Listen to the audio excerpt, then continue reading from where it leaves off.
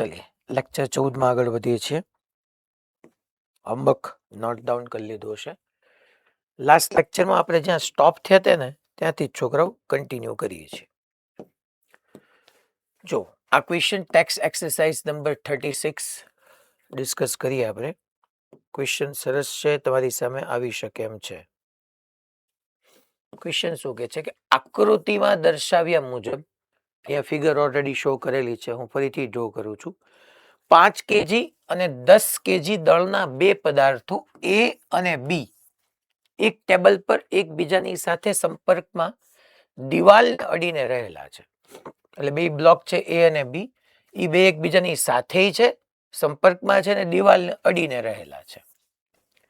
પદાર્થો અને ટેબલ વચ્ચેનો ઘર્ષણાંક 0.15 છે. પદાર્થ અને ટેબલ વચ્ચેનો, એટલે જો હું આવી રીતના ડ્રો કરું છું. અચ્છા, આપણે પાછળ જોઈએ છીએ કારણ કે અહીંયા સમાવવાનું જ નથી. આવી રીતના તમારી સામે એક સિચ્યુએશન છે કે અહીંયા આ ગ્રાઉન્ડ છે અને આ દિવાલ છે. હવે અહીંયા એક બ્લોક પડ્યો છે, એક 5 કેજી વાળો છે અને એક 10 કેજી વાળો છે. આ 5 કેજી અને 10 કેજી.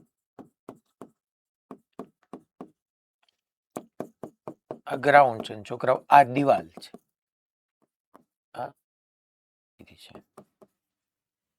ક્વેશ્ચન રીડ કરી આગળ. એ અડીને રહેલા છે. પદાર્થો અને ટેબલ વચ્ચેનો ઘર્ષણાંક, એટલે ટેબલ જે છે આને એને ટેબલ કીધું છે, અને પદાર્થ અને ટેબલ વચ્ચેનો ઘર્ષણાંક મ્યુ જે છે એ એને આપ્યો છે આપણને 0.15. તો મ્યુ ઇઝ ઇક્વલ ટુ લખી નાખું છું 0.15. ઓકે. 200 ન્યૂટનનું બળ એ પર, અહીંયા ટાઈપિંગ એરર છે, બળ એ પર સમક્ષિતિજ દિશામાં લગાડવામાં આવે છે.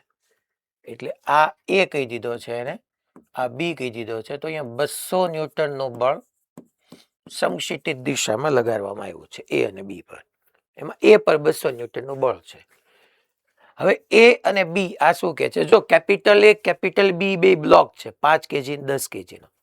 હવે ઓપ્શનમાં સ્મોલ એન્ડ સ્મોલ બી, આપણે બે વસ્તુઓ પહેલા ગોતવાની છે. દિવાલનું પ્રતિક્રિયા બળ, એટલે ટૂંકમાં નોર્મલ ફોર્સ થયું, દિવાલનું પ્રતિક્રિયા બળ, અને એ અને બી વચ્ચેનું ક્રિયા પ્રતિક્રિયા બળો શોધો. આ એક પોર્શન થયો ક્વેશ્ચનનો. બીજો પોર્શન એનાથી ઇન્ટરેસ્ટિંગ છે કે જ્યારે દિવાલને દૂર કરી દેવામાં આવે છે, એટલે દિવાલ છે ને છોકરાઓ એ દૂર થઈ જાય છે, પછી શું થવાનું, પછી તો ગતિ કરવા માંડવાનું. અત્યારે શું છે છોકરાઓ કે તમે 200 ન્યૂટન બળ લગાડો છો, દિવાલ છે એટલે બ્લોક ત્યાં રાખ્યો છે. તમે 5 કેજી પર બળ લગાડો છો, 5 કેજી 10 કેજી પર બળ લગાડશે, 10 કેજી દિવાલ પર બળ લગાડશે. પણ દિવાલને દૂર કરી દો તો આ બે ગતિ કરવા માંડવાના છે. તો એમ કે છે કે જ્યારે દિવાલને દૂર કરવામાં આવે ત્યારે શું થાય, જ્યારે પદાર્થો ગતિમાં હોય ત્યારે બી ના જવાબમાં ફેરફાર થશે. એટલે બી એટલે એ અને બી વચ્ચેના ક્રિયા પ્રતિક્રિયા બળોમાં કઈ ફેરફાર થશે. મ્યુએસ અને મ્યુકે વચ્ચેનો તફાવત અવગણો. જો કીધું છે આ ઘર્ષણાંક ઈ તમારો મ્યુએસ છે ને ઈ તમારો મ્યુકે છે, બે સેમ જ છે અહીંયા. હવે આપણે પહેલા તો દિવાલનું પ્રતિક્રિયા બળ બે વચ્ચેનું ક્રિયા પ્રતિક્રિયા ગોતી. આ પોર્શન પછી આપણે પાછા વાંચીને સમજશું. જો હવે અહીંયા 200 ન્યૂટનનું તમે આમ સમક્ષિતિજ બળ લગાડ્યું. તમે કોના ઉપર બળ લગાડ્યું છોકરાઓ? એ પર. એ પર બળ લગાડ્યું. તમે એને ધક્કો માર્યો, એ બી ને ધક્કો મારશે ને બી દિવાલને ધક્કો મારશે. પહેલા હું એ માટે અહીંથી શરૂઆત શરૂ કરું. એ માટે આપણે FBD વિચારીએ, જરૂર નથી પછી વિચારો તો વધારે સારું. પહેલા આ એ 5 કેજીના બ્લોકને હું બિંદુ તરીકે લઈ લઉં. જમણી બાજુ એના ઉપર 200 ન્યૂટનનું બળ લાગ્યું. હવે બરાબર એક વાત મારી કાન ખોલીને સાંભળજો કે અહીંયા છોકરાઓ એ અને બી માં આમાં ક્યાંય ગતિ નથી થવાની. ગતિ ક્યારે થવાની? જ્યારે હું દિવાલને દૂર કરીશ ત્યારે. મીન્સ કે અહીંયા એ અને બી બે સ્થિર જ રહેવાના છે. સ્થિર રહેતા હોય ત્યારે બે ઘર્ષણ બળ હોય, એક સ્થિત હોય ને એક મહત્તમ સ્થિત હોય. અહીંયા પહેલા તમે 200 ન્યૂટનનું બળ લગાડ્યું 5 કેજી પર. સાંભળજો મારી વાત. એટલે આ બ્લોક ટેબલની સપાટીની સાપેક્ષે આગળ જવા ટ્રાય કરશે. આગળ જવા ટ્રાય કરશે ને એટલે પાછળ તરફ લિમિટિંગ ફ્રિક્શન અથવા maximum static friction FS max આવશે. fs max 1 કહી દઉં, અથવા એફ લિમિટિંગ. કેમ સાહેબ પહેલા ઈ આવે? પહેલા નોર્મલ નો આવે છોકરા.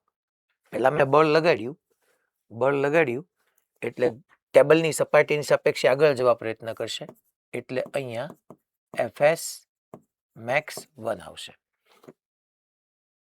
હવે તમારું બાહ્ય બળ fs max કરતા વધી ગયું એટલે સહેજ એવી ગતિ થઈ અને 5 kg બ્લોકે 10 kg ને ધક્કો માર્યો, ધેટ ઇઝ n1. જી અમે 5 kg ને ક્રિયા પ્રતિક્રિયા પરથી, ધેટ ઇઝ n1.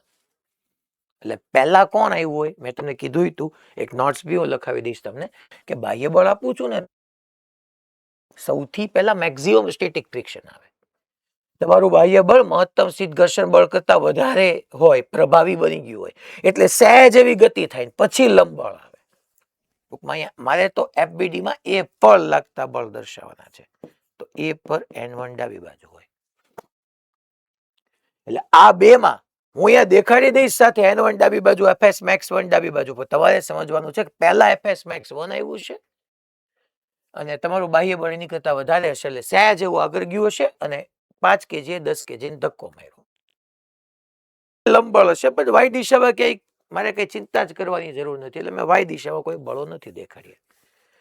સાહેબ આમાં એ ગતિ કરવાનો જ કે નથી કરવાનો? નહીં કરવાનો ને, અહીંયા દિવાલ આડી છે. પછીના કેસમાં આપણે દિવાલ દૂર કરીએ છીએ, અત્યારે તો એ ગતિ નથી કરવાનું. એ તમારો સ્થિર રહેશે અને સ્થિર રહે એટલે જમણી બાજુના બળ બરાબર ડાબી બાજુ 200. ડાબી બાજુ તમે જોવા જાઓ તો એક આવવાનું છે fs max. fs max કેટલું થશે? μs n.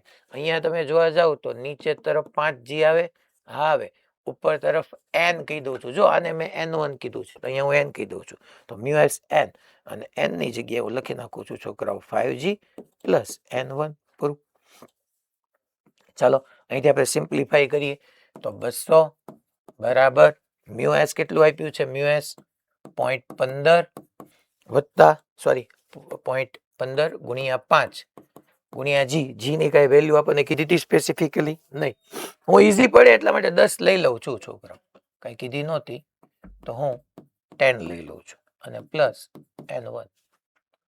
અહીંથી તમને n1 મળી જશે. કેટલું કેલ્ક્યુલેટ કરશો? તો કે શાયદ 200 માઇનસ આ જે છે એ છોકરાઓ 1.5 જેવું થશે. તમે જુઓ ને 0.15 into 10 એટલે 1.5, તો 7.5 તમે સબટ્રેક્ટ કરો તો આ 192.5 ન્યૂટન જેવું આવી જવાનું છે n1. આ પોર્શન મળી ગયો છોકરાઓ. કયો? એ અને બી વચ્ચેના ક્રિયા પ્રતિક્રિયા. એ બી ને ધક્કો માર્યો, બી એ ને ધક્કો માર્યો, n મળી ગયું. એટલે ખરેખર મને આ બી પાર્ટ, સ્મોલ બી પાર્ટ પહેલા મળ્યો. હવે હું શું કરું? તો કે હવે જે છે સર આપણે બી માટે આખું ડિસ્કશન સ્ટાર્ટ કરીએ. બી માટે ઓકે. હવે બી માટે તમે ડેફિનેટલી છોકરાઓ કે 10 kg ઉપર n1 તો જમણી બાજુ છે જ તે. એ બી ને ધક્કો માર્યો, પહેલા તો આપણે બળ લગાડીએ છીએ તો આપણે એને ધક્કો માર્યો, એ બી ને માર્યો, બી દિવાલને મારશે, બી દિવાલને n2 ધક્કો મારશે, તો દિવાલ બી ને સામે n2 આપશે. તો બી માટે હું એફબીડી ડ્રો કરું. આ બી ને આપણે બિંદુ તરીકે લઈએ તો જમણી બાજુ એક n1 છે. પહેલા આ n1 એકલા બી માટે બાહ્ય બળનું કામ કરશે. મારી વાત બધી સાંભળતા જવી પડે. એ અને બી તંત્ર લઉં તો n1 આંતરિક બળ છે, પણ એકલા બી માટે n1 બાહ્ય બળનું કામ કરે. એટલે આ જે છે 10 kg નો બ્લોક, એના ઉપર n1 બળ લાગ્યું, એટલે જમીનની સાપેક્ષે આગળ ગતિ કરવા પ્રયત્ન કર્યો, એટલે પાછળ તરફ મહત્તમ સ્થિત ઘર્ષણ બળ આવી જવાનું છે fs max 2. બટ તમારું n1 fs max 2 કરતા વધી ગયું, જે આ દિશામાં લાગે છે, અહીંયા હું દેખાડું જ છું, fs max 2 ઈ વધારે છે એટલે થોડોક એવો ખસ્યો ને બી એ દિવાલને ધક્કો માર્યો, તો દિવાલે બી ને ધક્કો માર્યો એટલે n2 આવ્યું. તો પહેલા fs max આવશે, પછી n2 આવશે આની જેમ. અને અહીંયા તમારો બી જે છે એ છોકરાઓ સ્થિર જ છે, અને બી સ્થિર હોય એટલે જમણી બાજુનું બળ બરાબર ડાબી બાજુનું બળ. તો હું છોકરાઓ અહીંયા કમ્પેર કરું, જમણી બાજુ n1 છે, ડાબી બાજુ n2 અને પ્લસ fs max 2 છે. ચાલો n1 ઓલરેડી મારી પાસે છે જ 192.5, n2 મારે ગોતવાનું છે. fs max 2 કેટલું થશે mu s n. હવે અહીંયા n નો કહું છોકરાઓ n ડેશ કહી દઉં કે tan g નીચે તરફ હશે અને n ડેશ તમારું ઉપર તરફ હશે. તો અહીંયા 10 into g કહી દઈએ. ચાલો n2 ને તમે કરતા બનાવો તો 192.5 માઇનસ mu s કેટલું છે 0.15 ગુણ્યા 10 ગુણ્યા 10. તો n2 ઇઝ ઇક્વલ ટુ થવાનું છે આ તો 15 જ થઈ ગયા છોકરો. 15 ના છેદમાં 100 100 ગયા. 192 માંથી 192.5 માંથી 15 બાદ કરો. પેલા 192 માંથી 15 બાદ કરો તો 187 આવે અને હજી બીજા 5 આપણે છે તો 187.5 ન્યૂટન. આ તમને n2 મળી ગયો. એટલે આ ખરેખર તમારો એ પાર્ટ થઈ ગયો. હા ભાઈ 77 આવે. શું 77 જવાબ આવે 177.5. હા સોરી 177.5 192.5 માઇનસ 15. અહીંયા તમે જોવા જાઓ તો મારો આ a અને b બે પતી ગયું. દિવાલનું પ્રતિક્રિયા બળ અને a અને b વચ્ચેનું ક્રિયા પ્રતિક્રિયા આ બે પતી ગયું. દિવાલ પ્રતિક્રિયા બળ કેટલું લગાડ્યું n2. આ બે વચ્ચે કેટલું હતું n1. જો બે વચ્ચે n1 અને દિવાલ વડે n2. હવે આ પોર્શન રીડ કરવાનું શરૂ કરું છું. શું કે છે જ્યારે દિવાલને દૂર કરવામાં આવે ત્યારે શું ભાઈ તમે જ્યારે આ દિવાલને અહીંથી દૂર કરી દેશો તો બે બ્લોક ગતિ કરશે. એટલે પહેલા હું લખી નાખું કે ભાઈ જ્યારે દિવાલને દૂર કરવામાં આવશે ત્યારે બંને બ્લોક ગતિ કરવા લાગશે. કારણ કે દિવાલને દૂર કરી દીધો એટલે આ 10 kg વાળો કાંઈ એને ધક્કો નહીં મારે, બે ગતિ કરવા લાગશે. ગતિ કરવા લાગી હા એટલે તમારું બાહ્ય બળ આપણે જોવું પડે કે 200 ન્યૂટન ઈ તમારું fs max ને fs max 1 અને fs max 2 બે કરતા વધારે હશે તો ગતિ કરવા લાગશે. સાહેબ તમે કેમ માની લીધું? એને પછી કીધું છે કે જ્યારે પદાર્થો ગતિમાં હોય ત્યારે બી ના જવાબમાં ફેરફાર. સાહેબ કેમ બી માં જ પૂછ્યો, એમાં કેમ ન પૂછ્યો? કારણ કે એમાં તો દિવાલનું પ્રતિક્રિયા બળ હવે જે છે એ n2 તો 0 જ થવાનું ને. કારણ કે તમે દિવાલને દૂર કરી નાખી છોકરાઓ તો દિવાલ તો રહી નહીં. દિવાલ તો રહી નહીં તો પ્રતિક્રિયા બળ ક્યાંથી લેવાનું છે? એટલે ઈ તો 0 જ થઈ ગયું. એટલે અહીંયા જે કેસ છે એ કયો કેસ છે કે જ્યારે દિવાલને દૂર કરવામાં આવે, આ દિવાલ નથી એટલે બે બ્લોક સાથે ગતિ કરે. છતાંય તે હું અહીંયા FBD માં ચાઈ કરીને આવી રીતના FBD ડ્રો કરું છું કે આ 5 kg આ 10 kg અને તમે અહીંથી બાહ્ય બળ એના ઉપર આપ્યું છે આમ 200 ન્યૂટન. આ તો છે જ તે તમારું. હવે જેવો ટેબલની સપાટીની સાપેક્ષે એ બ્લોક ગતિ કરવાનો પ્રયત્ન કરે એટલે પાછળ તરફ fs max 1 લાગે.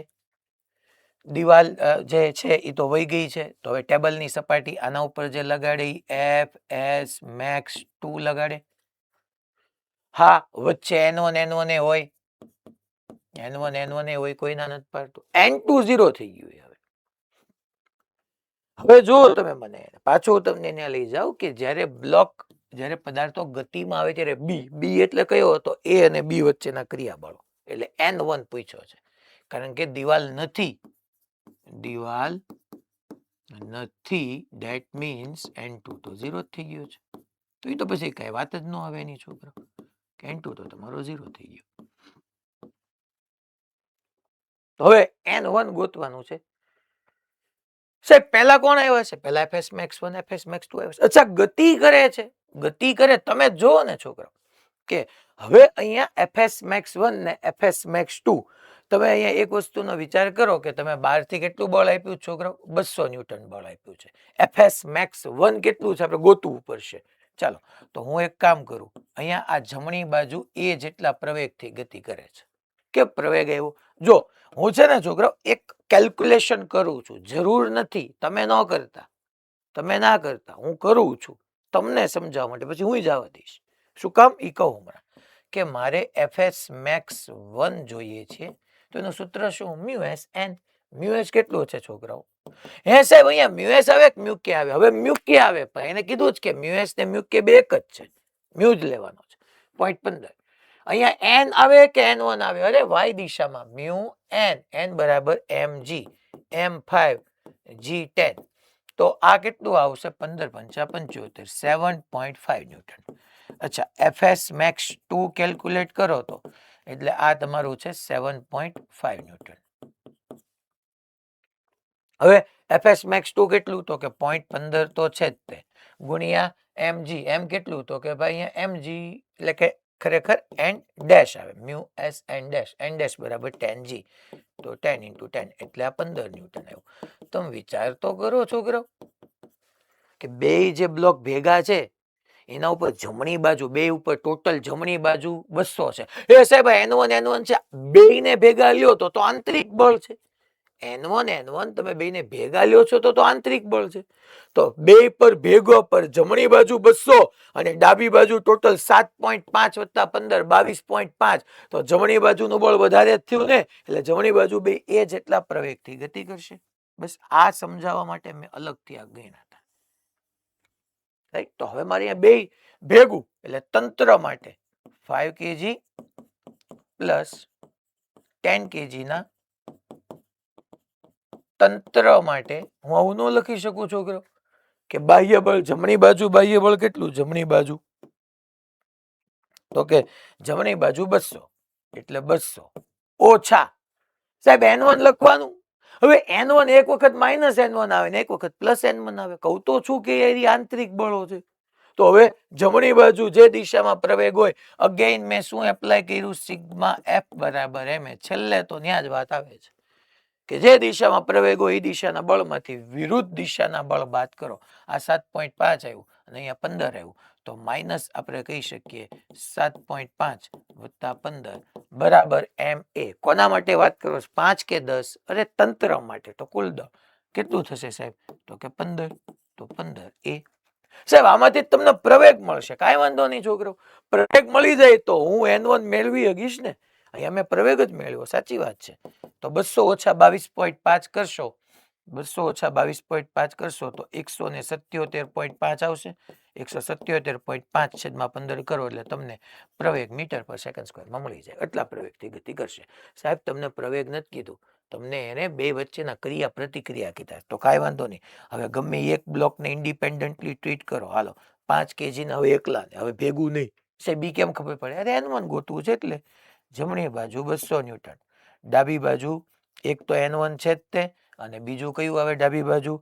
તો કે સાહેબ fs max 1 આવે. અને છતાંય તેની પાસે જમણી બાજુ એ જેટલો પ્રવેગ તો છે જ તે. ચાલો ઇક્વેશન લખો. તો કે ભાઈ જે બાજુ પ્રવેગ હોય એ દિશાના બળમાંથી વિરુદ્ધ દિશાનું બળ બાદ કરો. વિરુદ્ધ દિશામાં એક કોણ આવશે? n1. n1 મારે જોઈએ છે minus fs max 1. fs max 1 મેં ગોતી રાખ્યું છે. કેટલું? તો કે 7.5 બરાબર ma. મેં કોની માટે વાત કરી? આ 5 kg માટે. તો દળ 5 અને પ્રવેગ તમને અહીંથી જે મળ્યું એ મૂકી દો. અહીંથી n1 ને કરતા બનાવો, મળી જાય તમને n1. સેમ વસ્તુ તમે 10 kg માટે લખી શકો.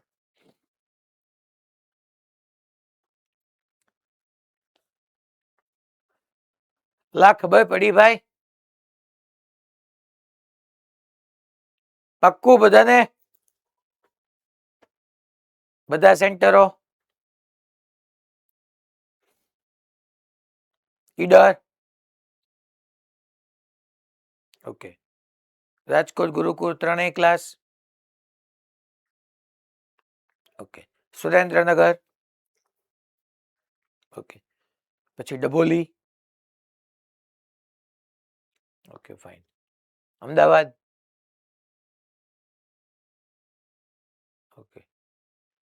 પછી ભુજ? ફાઇન. જામનગર? મોડાસા?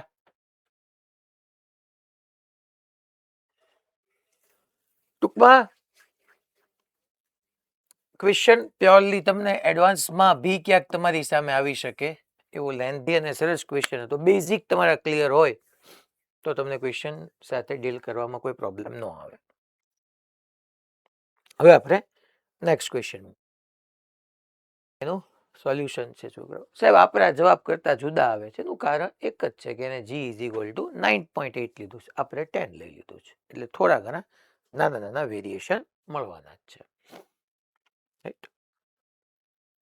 પછી હવે આપણે આ ક્વેશ્ચન મેં હોમવર્કમાં આપ્યો તો આજે હજી કહું છું કે ખાસ કરજો, કારણ કે મેં ઓલરેડી આવો ટ્રક વાળો ક્વેશ્ચન તમને 2 લેક્ચર પહેલા કરાવી દીધો. તરત વેકેશનમાંથી મળ્યા ને પછી તરત જો આમાંથી પીવાયક્યુ આવવાના છે. હવે ટેક્સ એક્સરસાઇઝ નંબર 35 આ બી બહુ સરસ ક્વેશ્ચન છે. જોજો જરાક ક્વેશ્ચન શું કે છે, શાંતિથી ક્વેશ્ચન સમજવો પડશે હો પહેલા, તો કઈક આમાં ખબર પડશે કે એક લાંબી ટ્રોલી પર 15 કિલોગ્રામ દળનો એક બ્લોક મૂકેલ છે. આવી રીતની એક લાંબી ટ્રોલી હું ડ્રો કરું છું. જો એક ટ્રોલી છે અને એની ઉપર 15 કિલોગ્રામ દળનો એક બ્લોક મૂક્યો છે. પહેલા આવી રીતની એક ટ્રોલી જાય છે. ટ્રોલી ઉપર આપણે આવી રીતનો એક બ્લોકને મૂકી દઈએ છીએ. આ ટ્રોલી અને એના ઉપર આ 15 kg નો એક બ્લોક પડ્યો છે. બ્લોક અને ટ્રોલી વચ્ચેનો સ્થિત ઘર્ષણાંક છોકરાઓ, સ્થિત ઘર્ષણાંક એટલે મ્યુ એસ એ 0.18 છે. ટ્રોલી સ્થિર સ્થિતિમાંથી શરૂ કરી એટલે ટ્રોલીનો પ્રારંભિક વેગ 0 થઈ ગયો. શરૂ કરી 20 સેકન્ડ માટે એ 0.5 મીટર પર સેકન્ડ સ્ક્વેર થી પ્રવેગિત થઈને, એટલે આ ટ્રોલીનો પ્રવેગ આવે છે 0.5 મીટર પર સેકન્ડ સ્ક્વેર, પણ 0 થી 20 સેકન્ડ સુધી છે. ત્યારબાદ એ પાછી ટ્રોલી નિયમિત વેગથી ગતિ કરે છે. એટલે પેલા ટ્રોલી ઉપર એક બ્લોક પડ્યો છે. સિચ્યુએશન સમજો. ટ્રોલી સ્થિર છે અને જે સમયે પ્રવેગિત ગતિ શરૂ કરી અને 0 લઈ લો તો 0 થી 20 સેકન્ડમાં એ 0.5 મીટર પર સેકન્ડ સ્ક્વેરના પ્રવેગથી ગતિ કરે છે. અને જેવી 20 સેકન્ડે પહોંચે પછીથી પાછી નિયમિત વેગથી ગતિ કરવા માંડે છે. તો જમીન પર સ્થિર નિરીક્ષક એટલે એક અહીંયા જમીન પર એક સ્થિર નિરીક્ષક છે O1 ઓબ્ઝર્વર 1, અને ટ્રોલી સાથે ગતિમાન નિરીક્ષકને દેખાતી બ્લોકની ગતિની ચર્ચા કરો.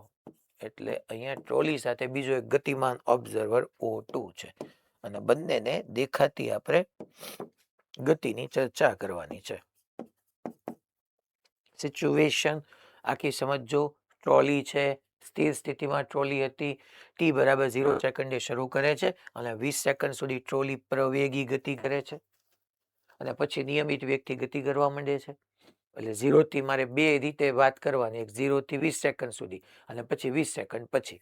તો 0 થી 20 સેકન્ડ સુધી જ્યારે ટ્રોલી પ્રવેગી ગતિ કરે છે ત્યારે જમીન પર નિરીક્ષક માટે શું અને ટ્રોલી સાથે ગતિમાન નિરીક્ષક માટે બ્લોકની ગતિની ચર્ચા કરવાની છે કે બ્લોક એને કેવી ગતિ કરતો દેખાશે, એ આપણે મેઇનલી સમજવાનું છે. એક ઋત્વિક સર બાલાસિનોરમાં ઓલા સાઈડમાં બે ભાઈઓ બેઠા છે, જોવો તો શું કરે છે, ચેક કરાવરાવો. છેલ્લે જે બે બેઠા છે. તો હવે પહેલા આપણે એ થી સ્ટાર્ટ કરીએ. જમીન પર સ્થિર નિરીક્ષક માટે O1 માટે ડિસ્કશન કરીએ છીએ. બે ડિસ્કશન O1 માટે. બે કેમ સાહેબ? 0 થી 20 સેકન્ડ ને 20 સેકન્ડ પછી એવા જ બે ગતિનું એનાલિસિસ આપણે કરવાનું છે O2 ઓબ્ઝર્વર માટે. ચાલો, તો O1 માટે પહેલા હું લખું છું છોકરાઓ કે 0 થી 20 સેકન્ડ સુધી O1 માટે. O1 અને 0 થી 20 સેકન્ડ સુધી.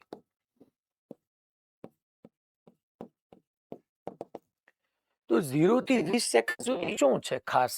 તો કે સાહેબ ટ્રોલી પ્રવેગી ગતિ કરે છે, જમીન પર ઉભો છે, બરાબર છે, સપાટી રફ છે. તો સાહેબ હું એમ જો જમીન પરથી ઉભા રહીને તમને કેટલી વસ્તુ દેખાઈ શકે. જમીન પર તમે ઉભા છો તો બે શક્ય બની શકે કે કાં તો ભાઈ આ બ્લોક ટ્રોલીની સાપેક્ષે આગળ જ વધે છે. ટૂંકમાં ટ્રોલી 1 સેકન્ડમાં 0.5 મીટર પર સેકન્ડના વેગથી ગતિ કરે છે. જેટલો ટ્રોલીનો પ્રવેગ છે એટલો જ બ્લોકનો પ્રવેગ દેખાય. કા તમને એવું દેખાય ટ્રોલી આગળ વહી ગઈ બ્લોક ન્યા પડ્યો છે, ફરી તો સપાટી સ્મૂધ હોય તો. હવે સપાટી રફ છે તો હું અહીંયા કહી દઉં કે ભાઈ બ્લોક અને ટ્રોલી વચ્ચેની સપાટી રફ હોવાથી, એટલે કે ટૂંકમાં ખરબચડી હોવાથી, રફ હોવાથી આપણે એક કામ કરીએ છોકરાઓ, પહેલા મહત્તમ સ્થિત ઘર્ષણ બળ ગોતી. સાહેબ હું કામ? મ્યુએસ આપ્યું છે, ગતિ થવાની નથી. એવું તો થવાનું જ નથી કે બ્લોક અલગ પ્રવેગથી ગતિ કરે ને એમ કેમ? તો તેને મ્યુક્ય આપવો પડે, એને સ્થિત ઘર્ષણાંક કીધો છે. તું એક કામ કરું, મીન્સ કે સ્થિર રહેશે, મીન્સ કે મહત્તમ સ્થિત ઘર્ષણ બળ આપણે અહીંયા ગોતીએ, લિમિટિંગ ફ્રિક્શન અથવા તો મહત્તમ સ્થિત ઘર્ષણ બળ આપણે પ્રાપ્ત કરવા જઈએ એફએસ મેક્સ, તો FS max is equal to formula આપણને ખબર છે છોકરાઓ, mu S N. Mu S કેટલું છે છોકરાઓ? તો કે 0.18 છે, 0.15 પહેલા હતું, અહીંયા 0.18 છે. ઓકે, mg કેટલું? તો કે ડાઉનવર્ડ સાહેબ 15g આવે અને અપવર્ડ સાહેબ નોર્મલ આવે, તો n ઇઝ ઇક્વલ ટુ સાહેબ 15g થાય. g એટલે સાહેબ હું 10 મૂકી દઉં, તો અહીંયા એફએસ મેક્સ સાહેબ કેટલું આવશે? તો કે તમે 15 ઇન્ટુ 1.8 કરો સાહેબ, 15 એકા 15 ને 15 અઠ્ઠા, આપણે ખોટું કામ કરવું, હાલો ને આમ જ કરી નાખીએ. 15 into 1.8 27 newton. Okay, FS max 27 newton આવશે. હવે તમે જોવા જાવ તો સાહેબ, હવે હું તમને એમ સિમ્પલ કહું, જો પહેલા કોને પ્રવેગી ગતિ કરી? તો કે સાહેબ ટ્રોલી પ્રવેગી ગતિ કરે છે. હવે ટ્રોલી જમીન પર ગતિ કરતી હશે, પણ ટ્રોલી અને જમીન વચ્ચેની સરફેસ ની એને કઈ વાત નથી કરી, તો ખોટી આપણે સિચ્યુએશન ને કોમ્પ્લિકેટેડ નહીં કરવાની. ઓકે, ટ્રોલી ગતિ કરે માની લીધું. ઓકે, હવે જેવું ટ્રોલી આગળ વધવા જાય એવો બ્લોક અને ટ્રોલી વચ્ચેની સપાટી રફ હોવાથી ફ્રિક્શન આવે ને ફ્રિક્શનનું કામ સાપેક્ષ ગતિનો વિરોધ કરવાનો છે. તો જેવી પહેલા કોણ આગળ જશે, બ્લોક કે ટ્રોલી? તો કે ડેફિનેટલી ટ્રોલી આગળ જશે. જેવી ટ્રોલી આગળ જવા જાય એવો બ્લોક ટ્રોલી પર ફ્રિક્શન પાછળ તરફ લગાડે, અને ફ્રિક્શન યાર ફોર્સ હંમેશા, બળો હંમેશા જોડમાં હોય. બ્લોક ટ્રોલી પર ફ્રિક્શન પાછળ લગાડે તો ટ્રોલી બ્લોક પર ફ્રિક્શન આગળ લગાડે. મીન્સ કે જમીન પરથી જોઉં છું તો આ 15 kg નો બ્લોક મને ટ્રોલીની સાથે આગળ તો જ દેખાય કે જો આ બ્લોક પર બળ લાગે. તમે એક વસ્તુ સમજજો, હું ક્યાંથી નિરીક્ષણ લઈ રહ્યો છું છોકરાઓ? જમીન પરથી. ઓવન ક્યાં છે? જમીન પર છે. જમીન પરથી આપણે પ્રેક્ટિકલી જોવા જાવ તો આપણને આ તો જ એમ દેખાય કે 15 kg નો બ્લોક આગળ જાય છે કે ભાઈ આ 15 kg ના બ્લોક પાસે કેટલો પ્રવેગ હોય? તો કે 0.5 મીટર પર સેકન્ડ સ્ક્વેર નો પ્રવેગ હોવો પડે. કારણ કે ટ્રોલી આગળ જાય છે તો બ્લોકે આગળ જાય. ટ્રોલી 0.5 મીટર પર સેકન્ડ સ્ક્વેર થી પ્રવેગી ગતિ કરે તો બ્લોકે 0.5 મીટર પર સેકન્ડ સ્ક્વેર થી પ્રવેગી ગતિ કરવો પડે. મીન્સ કે બ્લોક પાસે પ્રવેગ આવવો પડે, અને બ્લોક પાસે પ્રવેગ માટે એની ઉપર બળ લાગવું પડે. તો હું લખું અહીંયા છોકરાઓ કે બ્લોક પર લાગતું બળ, બળ તો લાગશે જ. કયું બળ લાગશે? ઘર્ષણ બળ ડેફિનેટલી. અચ્છા, બળ કઈ રીતના ગોતે? તો કે બળ સાહેબ આ એફ છે. અરે સાહેબ એફ નું ફોર્મ્યુલા તો મ્યુ એન નહીં દોસ્ત, એફએસ મેક્સ ની ફોર્મ્યુલા મ્યુ એન છે. આ તો તારે બ્લોક પર લાગતું બળ, તો બળનું સૂત્ર કયું બળ લાગે? ઘર્ષણ બળ, બરાબર. એમ એ કર તું યાર, એટલે તને સમજાઈ જાય. એમ એ કર. એમ કેટલું? તો કે બ્લોક માટે એમ 15. એ કેટલો? તો કે જે યાર પ્રવેગ આ ટ્રોલીનો છે એટલો જ એનો હોવો પડે. તો ભાઈ 0.5 અને 15 0.5 એટલે 1/2 લખ, તો ફ્રિક્શન કેટલું? 7.5 ન્યૂટન. તો ટૂંકમાં તું વિચાર કર કે તું ક્યાંથી જોવે છો દોસ્ત? તું જોઈ રહ્યો છો જમીન પરથી, અને જમીન પરથી તું જો તો તને ટ્રોલી આગળ જાય છે તો બ્લોકે આગળ જવાનું. ટ્રોલી 0.5 મીટર પર સેકન્ડ સ્ક્વેર પ્રવેગથી આગળ જાય છે, તો બ્લોકનો પ્રવેગ એ 0.5 મીટર પર સેકન્ડ સ્ક્વેર હોવો જોઈએ. અને એના માટે બ્લોક પર બળ કેટલું લાગવું પડે? તો કે F બરાબર ma કર્યું તો 7.5 ન્યૂટન બળ લાગવું પડે. શું 7.5 ન્યૂટન બળ મળી લે? હા, મળી લે, કારણ કે ઈ બળ કોણ પ્રોવાઈડ કરવાનું છે? ફ્રિક્શન, ઘર્ષણ. ઘર્ષણની મહત્તમ કિંમત તો 27 છે. અહીંયા બ્લોકને એની સાથે લઈ જવા માટે માત્ર ઘર્ષણ બળ જોઈએ છે. કેટલું? ઘર્ષણ બળ નહીં, પહેલા આ બ્લોકને આગળ લઈ જવા માટે બાહ્ય બળની કેટલી જરૂર છે? તો કે 7.5. ઈ બાહ્ય બળ કોણ આપે છે? તો કે ઘર્ષણ બળ. ઘર્ષણ બળનું મહત્તમ મૂલ્ય કેટલું છે? 27. અને 27 ન્યૂટન સુધી ઘર્ષણ બળ લાગી શકે. તારે કેટલાની જરૂર છે? 7.5. તો 7.5 મળી રહેવાનું છે? હા, મળી રહેવાનું છે. તો અહીંયા આ બે વચ્ચેની સપાટી રફ બળ આ બ્લોકને ટ્રોલીની સાથે 0.5 મીટર પર સેકન્ડ સ્ક્વેર થી આગળ વધારશે. મેં તમને કીધેલું હતું કે હંમેશા ઘર્ષણ બળ સાપેક્ષ ગતિનો વિરોધ કરે પણ અપેક્ષિત ગતિને સપોર્ટ કરે. અહીંયા ઘર્ષણ બળ આ બ્લોકને આગળ લઈ જવા માટે નહીં, બ્લોકને ઇવન ટ્રોલી સાથે 0.5 મીટર પર સેકન્ડ સ્ક્વેર થી પ્રવેગિત ગતિ કરાવવા માટે પણ જરૂરી બળ ઘર્ષણ બળ પૂરું પાડશે. તો સાહેબ આમાં જવાબ તમને પૂછ્યો છે ને કે જમીન પર સ્થિર નિરીક્ષકને બ્લોકની ગતિની ચર્ચા કરો. તો જમીન પર સ્થિર નિરીક્ષકને બ્લોક ટ્રોલીની સાથે 0.5 મીટર પર સેકન્ડ સ્ક્વેર થી ગતિ કરતો દેખાશે. તમે ભૂલી જાઓ, ઘડીક વાર તમે ટ્રોલી ભૂલી જાઓ, બ્લોક એકલો જ છે. હવે બ્લોક ઉપર બળ લાગે તો જ બ્લોક આગળ જવાનો. તો કે બ્લોક ઉપર બળ લાગે છે, કયું લાગે છે? તો કે ઘર્ષણ બળ. ટ્રોલી 0.5 થી જાય છે તો એમ કરું તો મને ખબર પડી જાય કે ભાઈ આ ટ્રોલી 0.5 થી જાય છે, એની હારવાર બ્લોકે હાલવું હોય તો ટોટલ m ઇન્ટુ એ કર્યું 7.5 ન્યૂટન બળની જરૂર પડે. શું એ ઘર્ષણ બળથી મળી લેવાનું છે? હા, કારણ કે મહત્તમ કિંમત તો 27 છે, તો 7.5 તો મળી જ રહે. તો અહીંયા લખી નાખું કે ભાઈ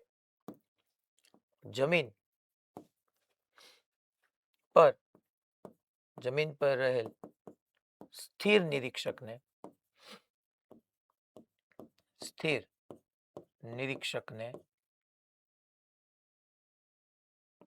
બ્લોક ટ્રોલી સાથે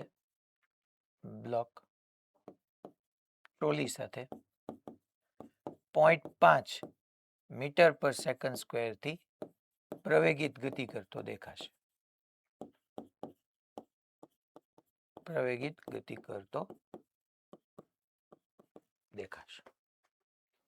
હજી ખાલી પહેલા એ પાર્ટનું 0 થી 20 સેકન્ડ સુધીની જ વાત કરી, 20 સેકન્ડ પછીની વાત હજી બાકી છે. એ માટે જમીન પરના સ્થિર નિરીક્ષક માટે. એટલે આપણું ડિસ્કશન અહીંયા સુધીનું પત્યું 0 થી 20 સેકન્ડ માટે. પછી હવે આપણે લખીએ 20 સેકન્ડ પછી શું થશે? 20 સેકન્ડ પછી શું થશે? ચાલો, હવે 20 સેકન્ડ પછી તો છોકરાઓ પ્રવેગી ગતિ જ નથી. 20 સેકન્ડ પછી જોવો તો એને શું કીધું છે? 20 સેકન્ડ પછી ત્યારબાદ ટ્રોલી કેવી ગતિ કરે છે? હવે સમજી જવાની વાત છે છોકરા. ટ્રોલી નિયમિત વેગથી ગતિ કરે. તો જેટલો વેગ ટ્રોલીનો એટલા જ વેગથી બ્લોક ગતિ કરે. કારણ કે પછી તો સાપેક્ષ ગતિ થવાની જ નથી. સાપેક્ષ ગતિ જ નથી તો ફ્રિક્શન નથી. તો પછી ફ્રિક્શન ભલે સપાટી રફલી. મેં તમને આપણા મોડ્યુલમાં એવો ક્વેશ્ચન હતો, યાદ કરો કે એક બ્લોક આમ 2 મીટર પર સેકન્ડ થી જતો હતો, એની ઉપર બીજો બ્લોક એ 2 મીટર પર સેકન્ડ થી જતો હતો. આપણે કીધું હતું કે અહીંયા fs 0 હોય. યાદ કરો તો, કારણ કે સાપેક્ષ ગતિ જ નહોતી. સાપેક્ષ ગતિ થાય તો આવે ને. હવે ટ્રોલી નિયમિત વેગથી જાય છે. ટ્રોલી ઉપર ઘર્ષણ બળ તો ક્યારે આવે છોકરાઓ? જ્યારે બાહ્ય બળ આવે ત્યારે. અહીંયા તો શું થયું કે આ 0.5 મીટર પર સેકન્ડ સ્ક્વેર થી પ્રવેગ એટલે ટ્રોલી ઉપર બાહ્ય બળ આવ્યું, એટલે ટ્રોલી બ્લોકની સાપેક્ષે આગળ જવા પ્રયત્ન કરી એટલે બ્લોકે ટ્રોલી ઉપર ઘર્ષણ બળ પાછળ લગાડ્યું. કારણ કે પ્રવેગ આવ્યો એટલે બાહ્ય બળ આવ્યું હોય. તો હું એમ કહી દઉં કે 20 સેકન્ડ પછી બ્લોક પણ ટ્રોલી સાથે નિયમિત વેગથી ગતિ કરશે.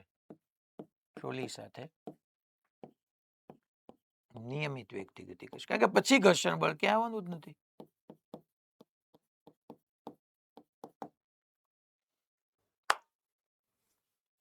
આ પહેલું પૈતું જમીન પર સ્થિર નિરીક્ષક.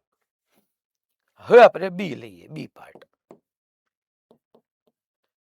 બી પાર્ટમાં છોકરાઓ ઓબ્ઝર્વર O2 માટે લેવાનું છે 0 થી 20 અને 20 સેકન્ડ પછી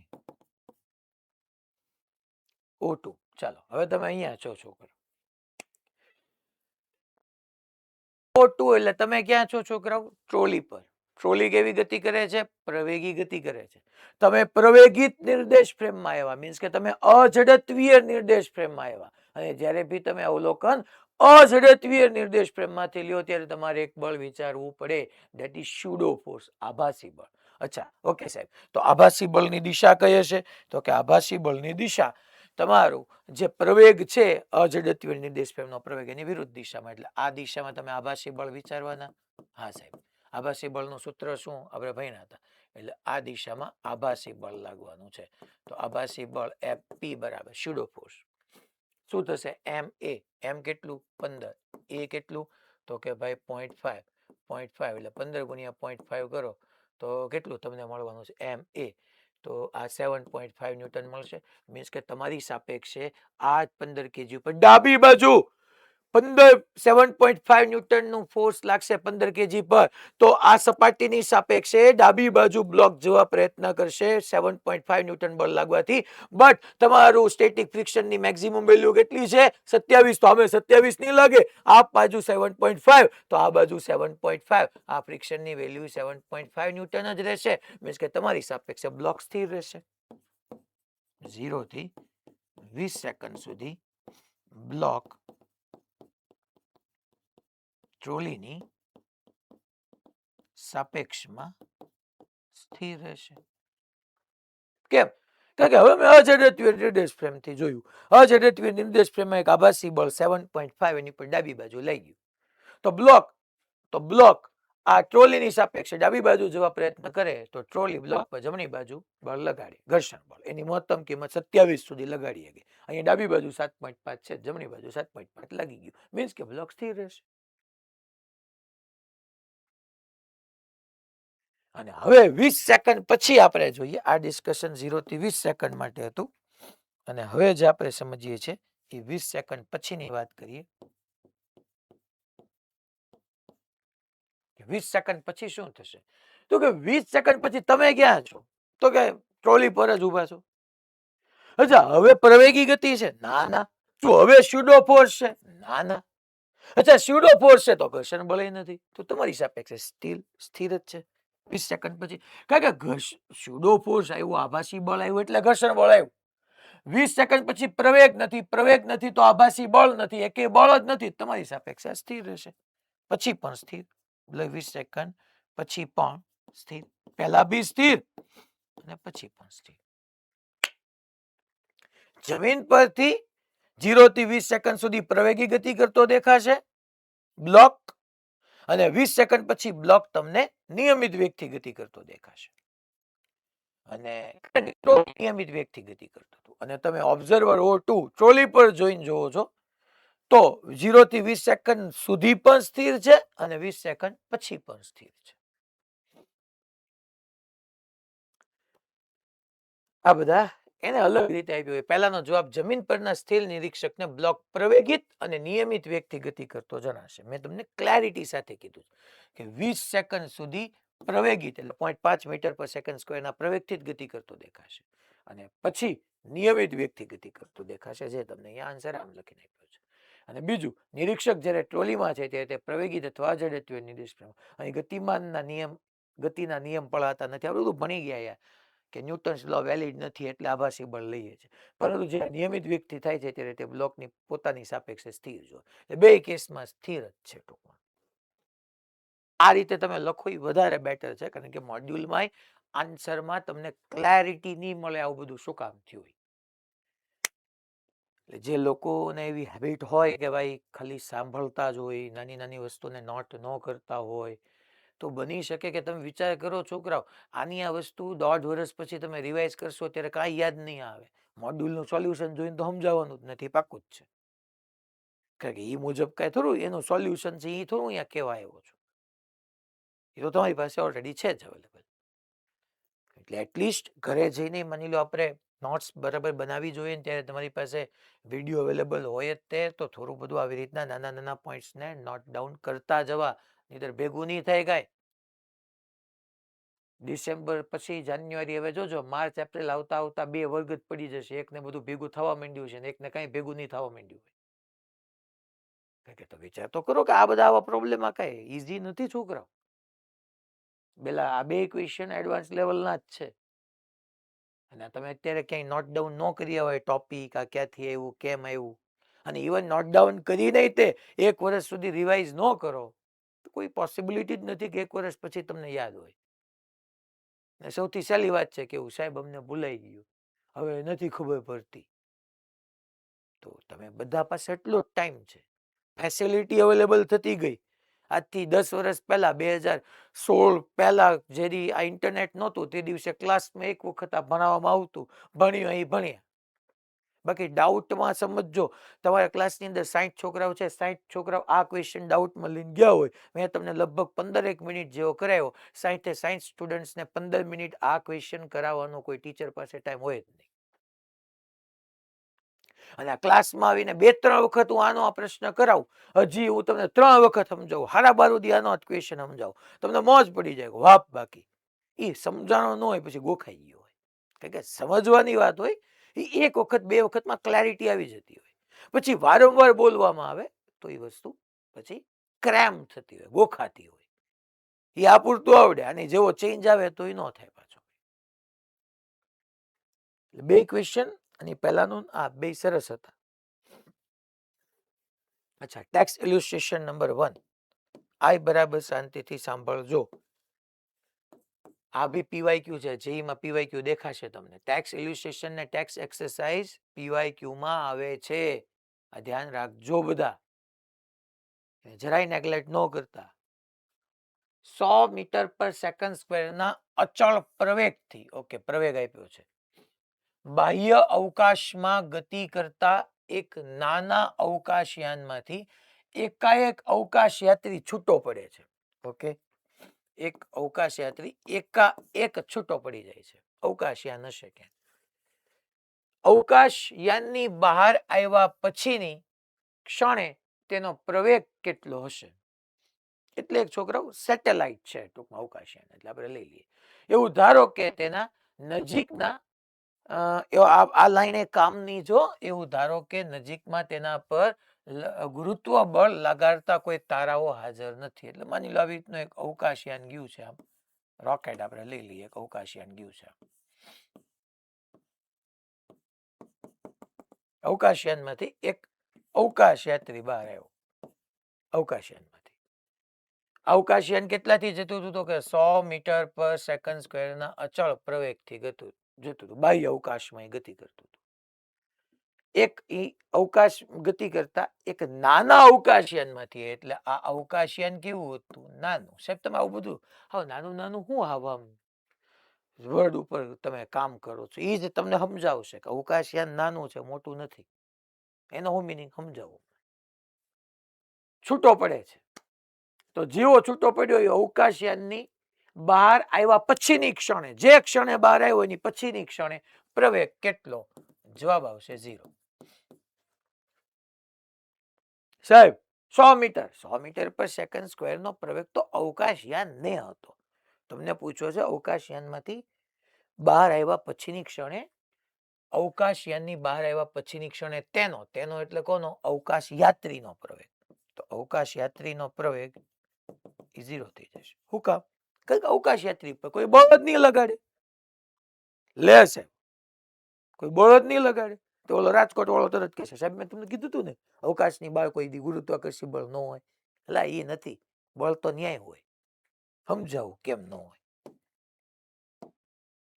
તો અહીંયા ગુરુત્વાકર્ષી બળનું સૂત્ર યાદ કરો. તો પેલા અવકાશ યાત્રી બહાર આવ્યો, ગુરુત્વાકર્ષી બળ માટે મેં કીધું હતું કોને લીધે કારણ લાગે? દળને કારણે. અવકાશયાનમાં જી, કેપિટલ જી આવે. m1 એટલે અવકાશ યાત્રીનું દળ, m2 એટલે અવકાશયાનનું દળ, છેદમાં 2 ના અંતરનો વર્ગ. અવકાશયાનનું દળ તો નાનું જોવાનું ને, સોરી અવકાશ યાત્રીનું દળ, અવકાશ યાત્રીનું દળ, અવકાશ યાત્રીનું દળ આ તો નાનું જોવાનું. 60 કેજી, 70 કેજી, 80 કેજી, 100, 150, એનાથી બધા થોડા ત્યાં જવાના. અવકાશયાનનું દળ ભી નાનું કીધું છે. ઈ કામની વાત છે. અહીંયા અવકાશયાનનું દળ નાનું કીધું છે. તો બે નાના દળ હોય, ઓલરેડી જી ની વેલ્યુ મેં તમને સમજાવી હતી 6.67 into 10 raised to -11. કેપિટલ જી નાનું, એક દળ નાનું, બીજું દળ નાનું, તો બળ ઓલમોસ્ટ ઝીરો ન થઈ ગયું. મેં કીધું તું કે ગુરુત્વાકર્ષી બળ ઇફેક્ટિવ તો જ થાય છે જો બે દળમાંથી એટલીસ્ટ એક દળ મોટું હોય. પૃથ્વીનું દળ આપણે GM1 M2 બાય r સ્ક્વેરમાં પૃથ્વીનું દળ લઈએ છીએ, એટલા માટે આ પેનને હું મૂકીશ તો નીચે તરફ બળ લાગશે, કારણ કે આમાં એક આ પેનનું દળ આવે ને એક પૃથ્વીનું દળ આવે. પેનનું દળ તો નાનું જ છે, પૃથ્વીનું દળ બહુ મોટું છે.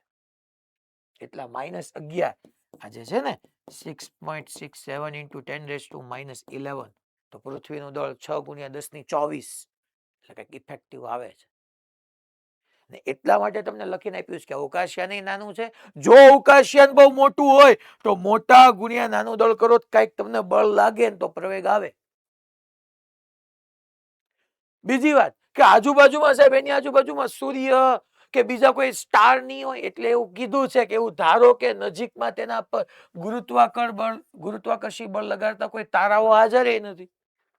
મીન્સ કે અવકાશયાત્રીની આજુબાજુ એવો કોઈ પદાર્થ જ નથી જે દળ ધરાવતો હોય એની ઉપર ગુરુત્વાકર્ષી બળ લગાડી શકે.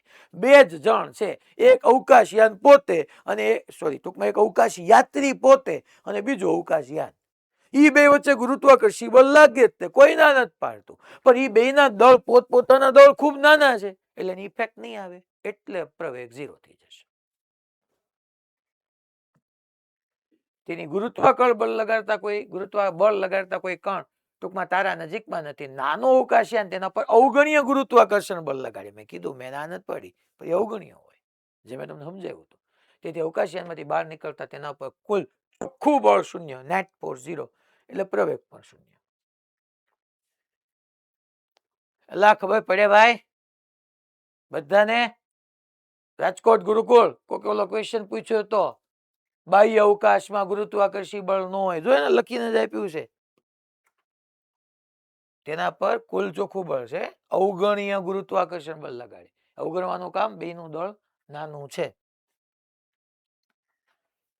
ઓકે, ચલો. ટેક્સ એક્સરસાઇઝ 9 આમે આમ તો તમને હોમવર્કમાં આપી હતી, પણ છતાંય હું તમને સમજાવી દઉં છું. શું કે છે? ઉચકાયા વગર 20,000 kg નું દળ ધરાવતો એક રોકેટને વિસ્ફોટ કરતા, એટલે આવી રીતનો એક રોકેટ છે. ટૂંકમાં ઓલી આગ નીકળતી હોય ને રોકેટ છે. તો આ 20,000 kg નું દળ ધરાવતું, ઓહો 20,000 kg નું દળ ધરાવતા એક રોકેટને વિસ્ફોટ કરાવતા તે ઉધ્વ દિશામાં 5 મીટર પર સેકન્ડ સ્ક્વેરના પ્રારંભિક પ્રવેગથી ગતિ કરે છે. તો વિસ્ફોટથી લાગતો પ્રારંભિક ધક્કો તમને ખબર જ છે, નીચે ફાયર કરે એટલે જેવી નીચે ફાયર થાય એટલે ટૂંકમાં ફાયર થાય એટલે ધુમાડો જે છે ટૂંકમાં કમ્બસ પ્રોડક્ટ એ બહાર આવે અને એ ધુમાડા વડે રોકેટ પર બળ ઉપર તરફ લાગે. તો ધક્કો મારતું બળ ઉપર તરફ જે ધક્કો લાગે ને એફ ધક્કો એ ગોતવાનું છે, અને નીચે તરફ એનો mg તો હોય જ તે. તો સિમ્પલ છે યાર, જે દિશામાં પ્રવેગ હોય એ દિશાના બળમાંથી વિરુદ્ધ દિશાનો બળ બાદ કરો. એફ ધક્કો માઇનસ mg બરાબર ma. તો તમને ધક્કો મારતું બળ, પ્રારંભિક ધક્કો મારતું બળ મળી ગયું. એમને કોમન લઈ લો, g + a. m છે 20,000, g છે 10, a છે 5, ગુણાકાર કરો, આવી જાય ન્યૂટનમાં જવાબ. ઓકે, એના જેવો જો સેમ JEE 2003 માં સેમ પીવાય ગયું, ખાલી 5 મીટર પર સેકન્ડ સ્ક્વેરની જગ્યાએ 10 કીધું છે, રોકેટનું દળ બદલ્યું છે. તો કેટલો ધક્કો લગાવવામાં આવ્યો હશે, તમે ધક્કો પૂછી લીધો, સેમ ક્વેશ્ચન. અચ્છા, હવે આ AIEEE 2005 નો આ ક્વેશ્ચન બી સરસ છે.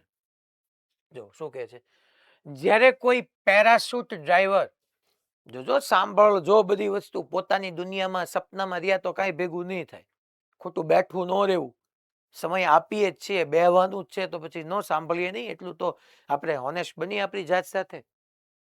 કે એક પેરાશૂટ ડ્રાઈવર કોઈ ઘર્ષણ વિના 50 મીટર નીચે આવે છે. સાહેબ આમાં ઘર્ષણ ક્યાં આવ્યું? આમાં ઓલું તમારું ડવું વેટ ફ્રિક્શન આવ્યું, હવાના કણ વડે લાગે ઈ. બે ફ્રિક્શન કીધા હતા ને, એક ઓલી ઇરેગ્યુલારિટીઝ ને કારણે, એ નથી કીધું. આમાં ઓલું ફ્લુઇડ વાળી વાત આવી કે 50 મીટર નીચે આવે છે, પેરાશૂટ હોય શું કરે તો ઉપરથી જમ્પ કર્યો એ 50 મીટર નીચે આવે, ત્યારબાદ એ પેરાશૂટને ખોલી નાખે છે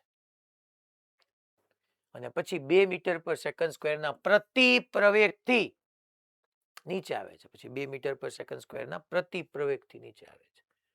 તે જમીન પર 3 મીટર પર સેકન્ડની અચળ ઝડપથી, ટૂંકમાં અચળ નહીં, 3 મીટર પર સેકન્ડની ઝડપથી જમીન પર પહોંચે છે.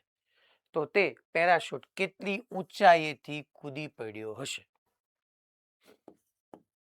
આમાં તમારું 9th ના ક્વેશ્ચન થયો આખરે કે ભાઈ આવી રીતનો એક પેરાશૂટ વાળો માણસ હતો. આમ પહેલા પેરાશૂટ હતું, એને શું કર્યું, પહેલા શું કર્યું, 50 મીટર નીચે આવે છે ડ્રાઈવર ઘર્ષણ વિના, એટલે એને જમ્પ કર્યો એટલે એનો પ્રારંભિક વેગ 0 અને એ 50 મીટર નીચે આવ્યો. તેને ફ્રી ફોલ કર્યું, મુક્ત પતન, અને જમ્પ કર્યો એટલે 50 મીટર સુધી મુક્ત પતન કર્યું. 50 મીટર નીચે આવ્યો પછી એને પેરાશૂટને ખોલી નાખ્યો. આ પેરાશૂટ ખુલી ગયું અને પછી 2 મીટર પર સેકન્ડ સ્ક્વેરના પ્રતિ પ્રવેગથી, એટલે હવે પ્રવેગ જે છે -2 મીટર પર સેકન્ડ સ્ક્વેરનો લખો, નીચે તરફ જ પ્રતિ પ્રવેગથી એ નીચે આવે છે. અને જ્યારે એ નીચે આવતો ગયો અહીંયા જમીન પર પહોંચ્યો ત્યારે એની ઝડપ 3 મીટર પર સેકન્ડની રહી, એટલે વાંધો ન આવે, તરત પગ રાખી દે એટલે બેલેન્સ થઈ જાય. તો તે પેરાશૂટિસ્ટ કેટલી ઊંચાઈથી કૂદી પડ્યો હશે? ટોટલ ઊંચાઈ મારે જોતવાની છે. પહેલા પેરાશૂટ ખોલ્યું, એ પહેલા એ જી થી મુક્ત પતનથી ગતિ કરતો હતો. પેરાશૂટ ખોલ્યું એટલે શું થયું હશે સાહેબ? પછી પ્રતિપ્રવેગ કેમ આવ્યો સમજાવું. તો પહેલા એને ધારો કે h1 અંતર કાપ્યું અને h2 અંતર કાપ્યું, h1 + h2 કરીશ એટલે મને જવાબ મળી જશે. જો પહેલા છોકરા નીચે તરફ mg બળ લાગતું હોય, હા સાહેબ mg લાગતું હોય, પહેલા તમને એને એમ આપ્યું જ નથી, 50 મીટર નીચે આવ્યું એટલું આપ્યું છે. પછી અહીંયા આવે એટલે હવે પેરાશૂટ ખોલ્યું, પેરાશૂટ ખોલ્યું એટલે આજુબાજુ હવાના કણો વડે એ પેરાશૂટ પર ઉપર તરફ ફોર્સ લાગે, હવાનું બળ, અંદર હવા ભરાય એટલે હવા વડે પેરાશૂટ પર ઉપર તરફ બળ લાગે. અહીંયા એ નહોતું, અહીંયા લઈ ગયું. અચ્છા, પહેલા મુક્ત પતન છે, પછી અહીંયા લઈ ગયું. ઓકે, હવે સાહેબ તમને તો પ્રવેગ આપ્યો જ છે, અચળ પ્રવેગ, પ્રતિ પ્રવેગ થી જઈશ તો છે જ તે. સાહેબ આ h2 મેળવવા માટે મારી પાસે અંતિમ વેગ છે, જો પ્રારંભિક વેગ મળી જાય તો કામ થઈ જાય. અચ્છા, આ h1 માં તો 50 મીટર આપ્યું જ છે, તો મારે h2 ગોતું, h2 જે મળે એમાં 50 એડ કરી દઉં તો મને કેટલી કુલ ઊંચાઈ હતી પેરાશૂટ ટૂંકમાં કેટલી ઊંચાઈથી કૂદી પડ્યો હશે, તો આ 50 છે. બીજું મળી જાય, જો h2 મળી જાય તો કામ થઈ જાય. h1 તો 50 છે, h2 મળી જાય તો કામ થઈ જાય. સાહેબ h2 કેમ ગોતાય? પ્રવેગ અચળ છે, જોતો ખરી દોસ્ત, પ્રતિ પ્રવેગ છે પણ અચળ છે બેનો. અંતિમ વેગ છે, પ્રારંભિક વેગ મળી જાય તો કામ થઈ જાય. તો એના માટે શું કરાય સાહેબ? જો આ પોઈન્ટને હું a લઉં, આને હું b લઉં અને આને c લઉં. a થી b સુધી તારો પ્રવેગ અચળ છે, તો હું એક કામ ન કરી શકું, a to b સુધી છોકરાઓ અચળ પ્રવેગી ગતિનું સમીકરણ વાપરું, v² - v0² = 2ad. ચાલો હવે જો a થી b નો અંતિમ વેગ એ b થી c નો પ્રારંભિક વેગ થવાનો છે. હા બરાબર છે. તો a થી b નો અંતિમ જોઈએ છે, ઓલો કૂદી પડ્યો એટલે પ્રારંભિક 0. એની જગ્યાએ છોકરાઓ g ની જગ્યાએ હું લઈ લઉં છું અહીંયા 10. 10 થી મારો જવાબ એક્ઝેક્ટલી નહીં આવે, કારણ કે કાંઈ કીધું નથી તો 9.8 લેવું પડે, બટ આપણે કેલ્ક્યુલેશનમાં સરળ પડે એટલા માટે. અને d = 50. અચ્છા, અહીંયા સીધી કિંમત મૂકવાની તો વાંધો નહીં, કદાચ હું 9.8 લઈ લઈશ તો મારે તો છેલ્લે તો કાંઈ કેલ્ક્યુલેશન કરવાની આવવાની જ નથી. આ મને v² મળી ગયું. સાહેબ તમે સંજ્ઞા પ્રણાલી કેમ ન લીધી? અરે દોસ્ત, અહીંથી ઉપર તરફ પ્લસ ને નીચે તરફ માઇનસ હોય તો a ની જગ્યાએ -9.8 અને d ની જગ્યાએ -50, માઇનસ માઇનસ પ્લસ થઈ જાય. a થી b નો અંતિમ વેગ, a થી b નો અંતિમ વેગ ઈ છોકરાઓ b થી c નો પ્રારંભિક વેગ બની જશે, b થી c નો પ્રારંભિક વેગ બની જવાનો છે. તો હવે b થી c માટે આપણે ડિસ્કશન શરૂ કરી. તો b થી c માટે ફરીથી જ formula, v² minus v0 square is equal two 2ad. ડીની જગ્યાએ h2 કીધું. હા બરાબર. ચાલો સાહેબ અંતિમ એક બોલો ભાઈ. તો કે 3 નો વર્ગ 9. પ્રારંભિક આ રહ્યો, આ જ પ્રારંભિક થઈ જશે. -2 into 9.8 into 50 is equal to 2 into 9.8 into 50. એની જગ્યાએ બોલો છોકરાઓ -2, કારણ કે પ્રતિપ્રયોગ આપ્યો છે ને h2 જોતું છે. તો h2 બરાબર 9 ઓછા, તમે કેલ્ક્યુલેશન કરજો, માઇનસ માઇનસ પ્લસ આવી જશે. ચલો તો હું અહીંયા તમને કેલ્સીનો યુઝ નથી કરવાનો. 2 ગુણ્યા 9.8 ગુણ્યા 50, આમ તો થઈ જાત 980. 980 9 minus 980 9 minus 980 એટલે 971 આવે upon 4 minus 4. તો 971 divide by 4 એટલે 242.75. 242.75. અચ્છા h2 મળ્યું, એમાં 50 ઉમેરો. 242 માં 50 ઉમેરવાના એટલે 292 જેવું, એટલે ઓલમોસ્ટ 293. દિલ્હી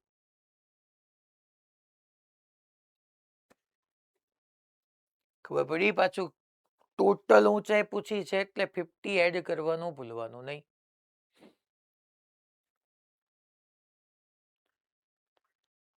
એ ભાઈ રેડી? આમાં મારે આ સમીકરણ વાપરવા કેમ ખબર પડે યાર? અચળ પ્રવેગી ગતિ છે, પહેલા મુક્ત પતન કરે છે. હે સાહેબ પછી આ પ્રતિપ્રવેગ કેમ આવ્યો? કારણ કે ઉપર તરફ હવાનું બળ વધારે હોવાનું વજન બળ કરતા.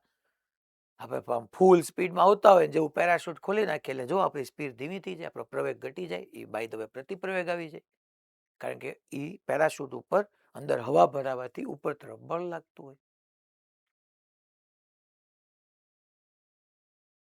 એ રેડી?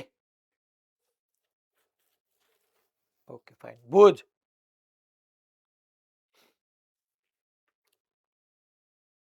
ચલો નેક્સ્ટ ક્વેશ્ચન ની અંદર આગળ વધીએ છીએ. આ હવે એમ્સ નો એવો જ છે. જો હવે આ તમને હોમવર્કમાં આપું છું, ક્વેશ્ચન રીડ કરાવી દઉં છું, તમને આઈડિયા બી આપી દઉં છું કે ભાઈ 80 kg નો એક વ્યક્તિ પેરાશૂટ ઉડાડી રહ્યો છે અને તે નીચે તરફ 2.8 મીટર પર સેકન્ડ સ્ક્વેર નો પ્રવેગ પણ અનુભવી રહ્યો છે. ખરેખર પ્રતિપ્રવેગ પણ હવે એને આમ લખ્યું છે, ઉડાડી રહ્યો છે, નીચે તરફ એટલો અનુભવી રહ્યો છે. પેરાશૂટ નું દળ 5 kg એટલે ટોટલ 85 g નીચે તરફ લાગે. ટૂંકમાં પેરાશૂટ ખરેખર પ્રતિપ્રવેગ, કારણ કે અહીંયા 2.8 આપ્યો, બટ નો પ્રોબ્લેમ. પેરાશૂટ નું કુલ દળ આનું 5 ને kg થયું. તો પેરાશૂટ જ્યારે ખુલે ત્યારે ઉપર તરફ લાગતું બળ કેટલું, એટલે એફ એર તમને પૂછ્યું છે. બરાબર છે. તો અહીંયા નીચે તરફ તમને એનો પ્રવેગ આપ્યો છે, કેલ્ક્યુલેશન કરશો તમને જવાબ મળી જશે. જે દિશામાં પ્રવેગ હોય એ દિશાના બળમાંથી વિરુદ્ધ દિશાનું બળ તમારે બાદ કરવાનું છે. ટૂંકમાં બીજું કઈ નથી.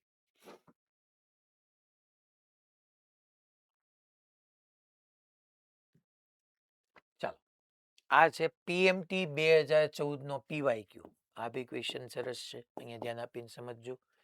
એમ દ્રવ્યમાનનો એક ફુગો એ જેટલા પ્રવેગથી નીચે ઉતરે છે, જ્યાં એ ઇઝ લેસ ધેન જી, તે ફુગા પરથી કેટલું દળ દૂર કરવું જોઈએ કે જેથી એ જેટલા પ્રવેગથી ઉપર તરફ ગતિ કરે. એટલે પહેલા આવી રીતનો એક ફુગો છે,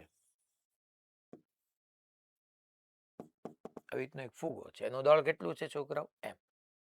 નીચે તરફ શું હોય? mg. અચ્છા, ફુગો એ જેટલા પ્રવેગથી નીચે તરફ ઉડે છે, ફુગો નીચે તરફ આવે છે તો હવા વડે એના ઉપર ઘર્ષણ બળ ઉપર તરફ લાગે. તો અહીંયા મારે ઇક્વેશન લખાય, જે દિશામાં પ્રવેગ છે એ દિશાના બળમાંથી વિરુદ્ધ દિશાનું બળ બાદ કરવું એટલે એમ એ. ટૂંકમાં સિગ્મા એફ બરાબર એમ એ. કેમ ખબર પડે? પ્રવેગ આવવા માટે કુલ બળ હોય તો એફ બરાબર એમ જ કરવાનું આવે. હવે એમ કીધું છે a is less than g છે, no problem, that is my equation number 1. પછી હવે કેટલું દળ દૂર કરવું જોઈએ કે જેથી એ જેટલા પ્રવેગથી ઉપર તરફ ગતિ કરે. મીન્સ કે છોકરાઓ મેં આ જ બલૂન લીધો પણ એમાંથી કંઈક દળ દૂર કર્યું. એ જ બલૂન છે, હવે એનું દળ m માઇનસ m ડેશ રહ્યું. મેં એવું ધાર્યું કે ભાઈ m ડેશ દળ દૂર કરતા, ધારો કે તમે ગમે એ લઈ શકો તમે તારે m1 m2 m double dash capital m જે લ્યો હોય. તો હવે નીચે તરફ m minus m dash g હશે, આ હશે. ઉપર તરફ સ્ટીલ હવાનું ઘર્ષણ બળ તો હોય, બટ હવે ઈ ઉપર તરફ એ જેટલા પ્રવેગથી ગતિ કરે કે જેથી એ છે m ડેશ ગોતવાનું છે. તો હવે આની માટે ઇક્વેશન શું લખાય? દળ દૂર કર્યા પછી આ કેમ આવ્યું? મેં ધાર્યું કે ફુગામાંથી મેં m ડેશ દળ દૂર કર્યું, દળ રહ્યું m માઇનસ m ડેશ. તો નીચે તરફ m minus m dash g વજન બળ. અચ્છા, નીચે તરફ હોય તો છોકરાઓ હવાનું બળ તો ઉપર તરફ જ લાગે ને. હવે ઉપર તરફ જે છે એ છોકરાઓનો પ્રવેગ છે, તો જે દિશામાં પ્રવેગ હોય એ દિશાના બળમાંથી વિરુદ્ધ દિશાનું બળ બાદ કરો. That is m minus m dash g is equal two m a. એમની જગ્યાએ m dash m minus m dash a આવે. બેનો સરવાળો કરો તો f r કટ થઈ ગયા અને અહીંયા સિમ્પ્લિફાય કરો તો આ mg minus mg minus minus plus m dash g બરાબર આ બેનો સરવાળો કરો ma વત્તા ma minus m dash a. Simplify કરો mg mg ગયા છોકરાઓ. અહીંયા શું બચ્યું? m ડેશ g બરાબર ma વત્તા ma 2ma minus m dash a. m dash ને ડાબી બાજુ લઈ લો અને કોમન લઈ લો, સો 2ma upon a plus g. આવો જવાબ આવવો પડે, 2ma upon a plus g. Yes, Ahmedabad.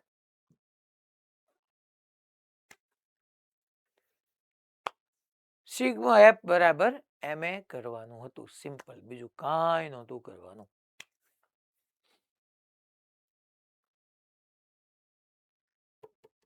ખબર પડે છે ભાઈ બધાને? પાક્કું? હા લ્યો, આગો વ્યો જાઓ માતાજી.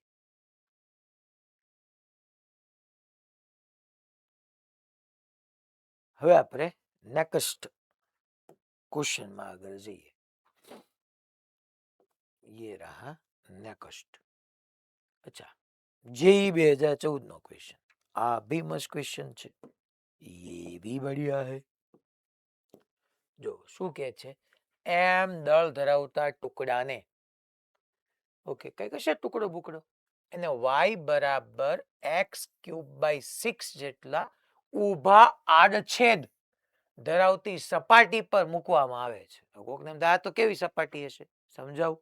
આવો ક્વેશ્ચન જ્યારે બી આવે તમારી સામે કે એમ દળ ધરાવતા ટુકડાને y બરાબર x³ જેટલા ઊભા આડછેદ ધરાવતી સપાટી પર મૂકવામાં આવે છે.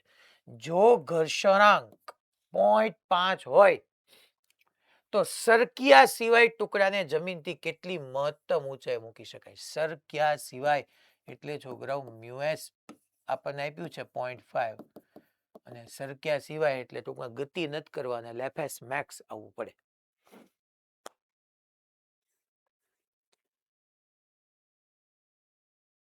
સપાટી કેવી? ઊભા આડછેદ ધરાવતી સપાટી. જો તમને એને છોકરાઓ સપાટી કેવી હશે ને એની માટે ફોર્મ્યુલા આપી છે કે તમને એને સમીકરણ આપ્યું છે y બરાબર x³/6. તમે x ની અલગ અલગ કિંમત મૂકો એટલે તમને મળતી જશે. જો હું અહીંયા ડ્રોઈ કરી રાખું સાઈડમાં કે આ તમારી y અક્ષ, આ તમારી x અક્ષ.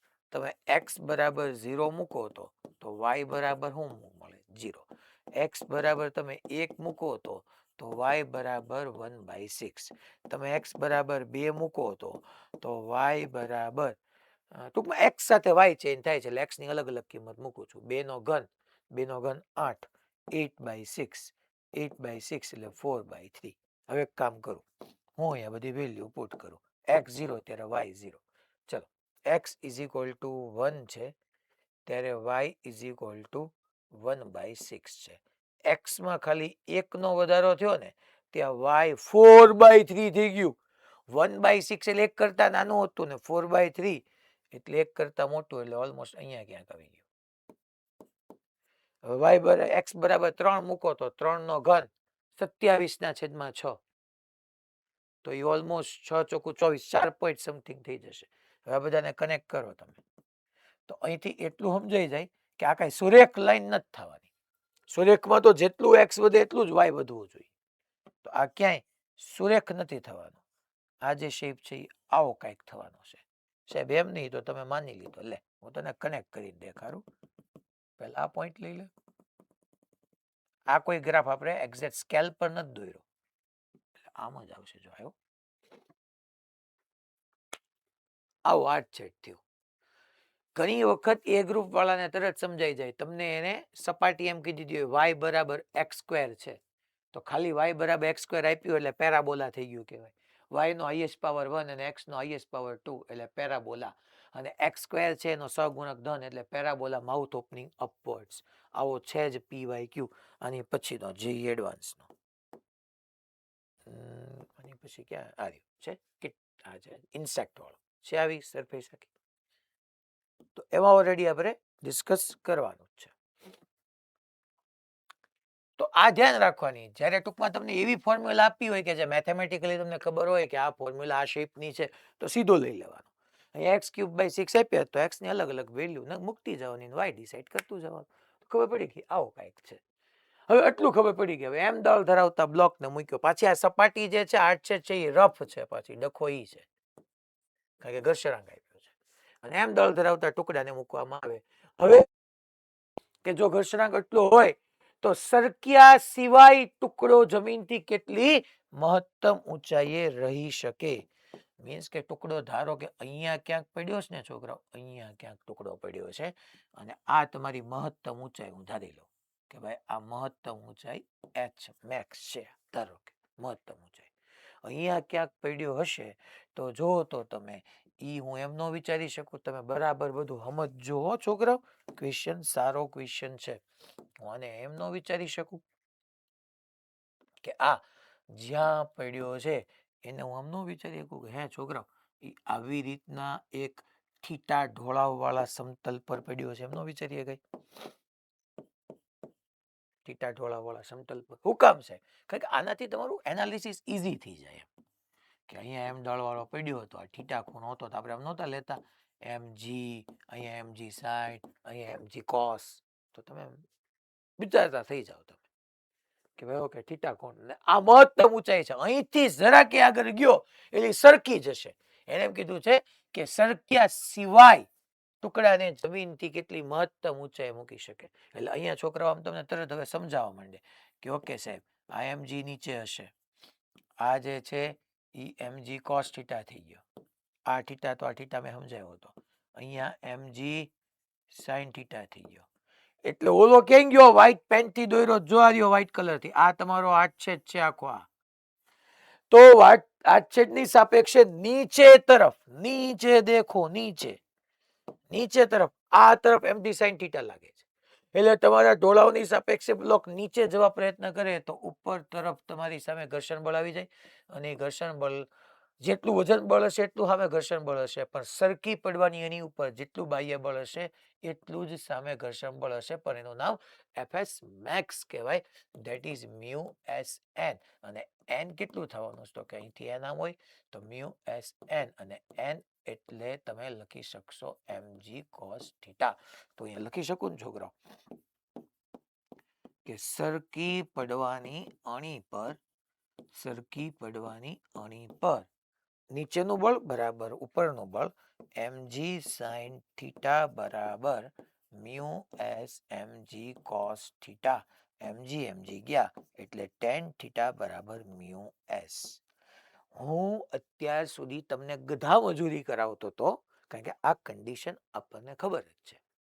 તમારે પ્રોબ્લેમ ક્યાં સુધીનો કરવાનો હતો? જ્યાં સુધી મેં ન કીધું ગ્રીન પેનથી કે તમે આને થીટા કોણ વાળા એક સમતલ પર વિચારી લ્યો, ત્યાં સુધી તમારે ગણતરી કરવાનું હતું. પછી તરત તમને મેં કીધું હતું કે થીટા કોણ વાળો સમતલ હોય અને છોકરાઓ સરફેસ રફ હોય, બ્લોક સરકી પડવાની અણી પર હોય એટલે tan થીટા બરાબર μs.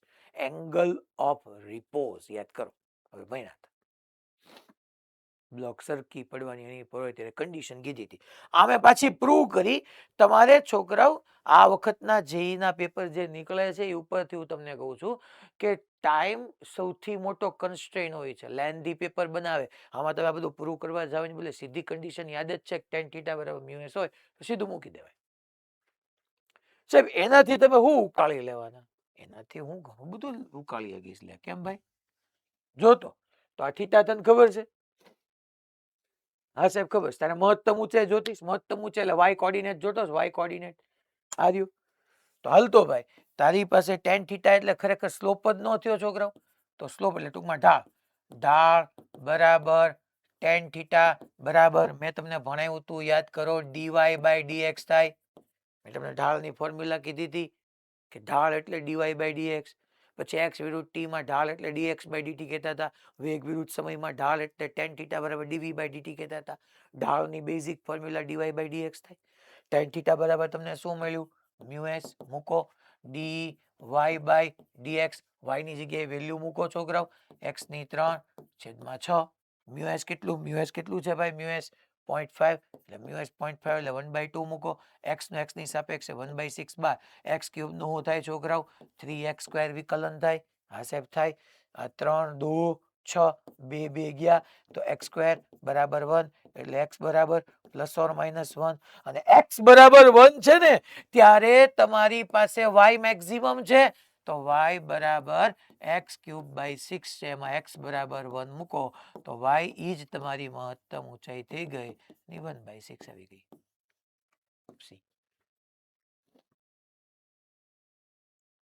સાહેબ આટલું બધું તમે કેમ વિચાર્યું? મેં પેલા આખો જે તમારો આડછેદ છે એ કેવા આકારનો છે વિચાર્યો. તો મને ત્યાં ખબર પડી ગઈ. મેં વિચારી શક્યો કે આવો આમ અનિયમિત આડછેદ છે તો બ્લોકને હું એક થીટા કોણે રહેલા સમક્ષિતિજ સાથે થીટા કોણે રહેલા સમતલ પર વિચારી શકું. સમતલ પર આવ્યો એટલે tan θ બરાબર μs કે ભાઈ સરકી પડવાની અણી ઉપર હોય એટલે tan θ બરાબર μs. અચ્છા μs મને 0.5 એટલે tan θ બરાબર 1/2 આપ્યું. અચ્છા tan θ અહીંયા ઢાળ થઈ ગયો. જો આ રહ્યો ઢાળ θ દેખાય છે.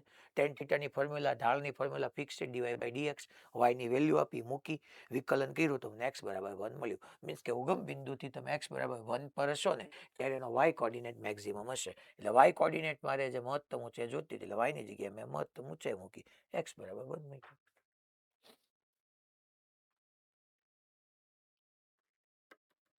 ભાઈ ખબર પડે છે બધાને? પાક્કું? ઓકે.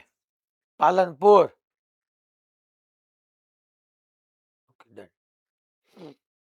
મોરબી 2 ક્લાસ.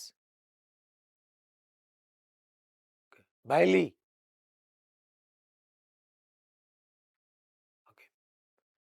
હવે આપણે એની પછીનો ટેક્સ એક્સરસાઇઝ આપણે કરીએ. બટ ટેક્સ એક્સરસાઇઝ પહેલા છે ને છોકરાઓ આ ક્વેશ્ચન લઈ લે. IIT એડવાન્સ 2001 નો ક્વેશ્ચન. આ જો એ પેરાબોલિક શેપનું બાઉલ છે તમારું પરવલયાકારનું. ક્વેશ્ચન શું કે છે રીડ કરીએ. એન ઇન્સેક્ટ એટલે જીવડું crawls up a hemispherical surface very slowly. Seen figure.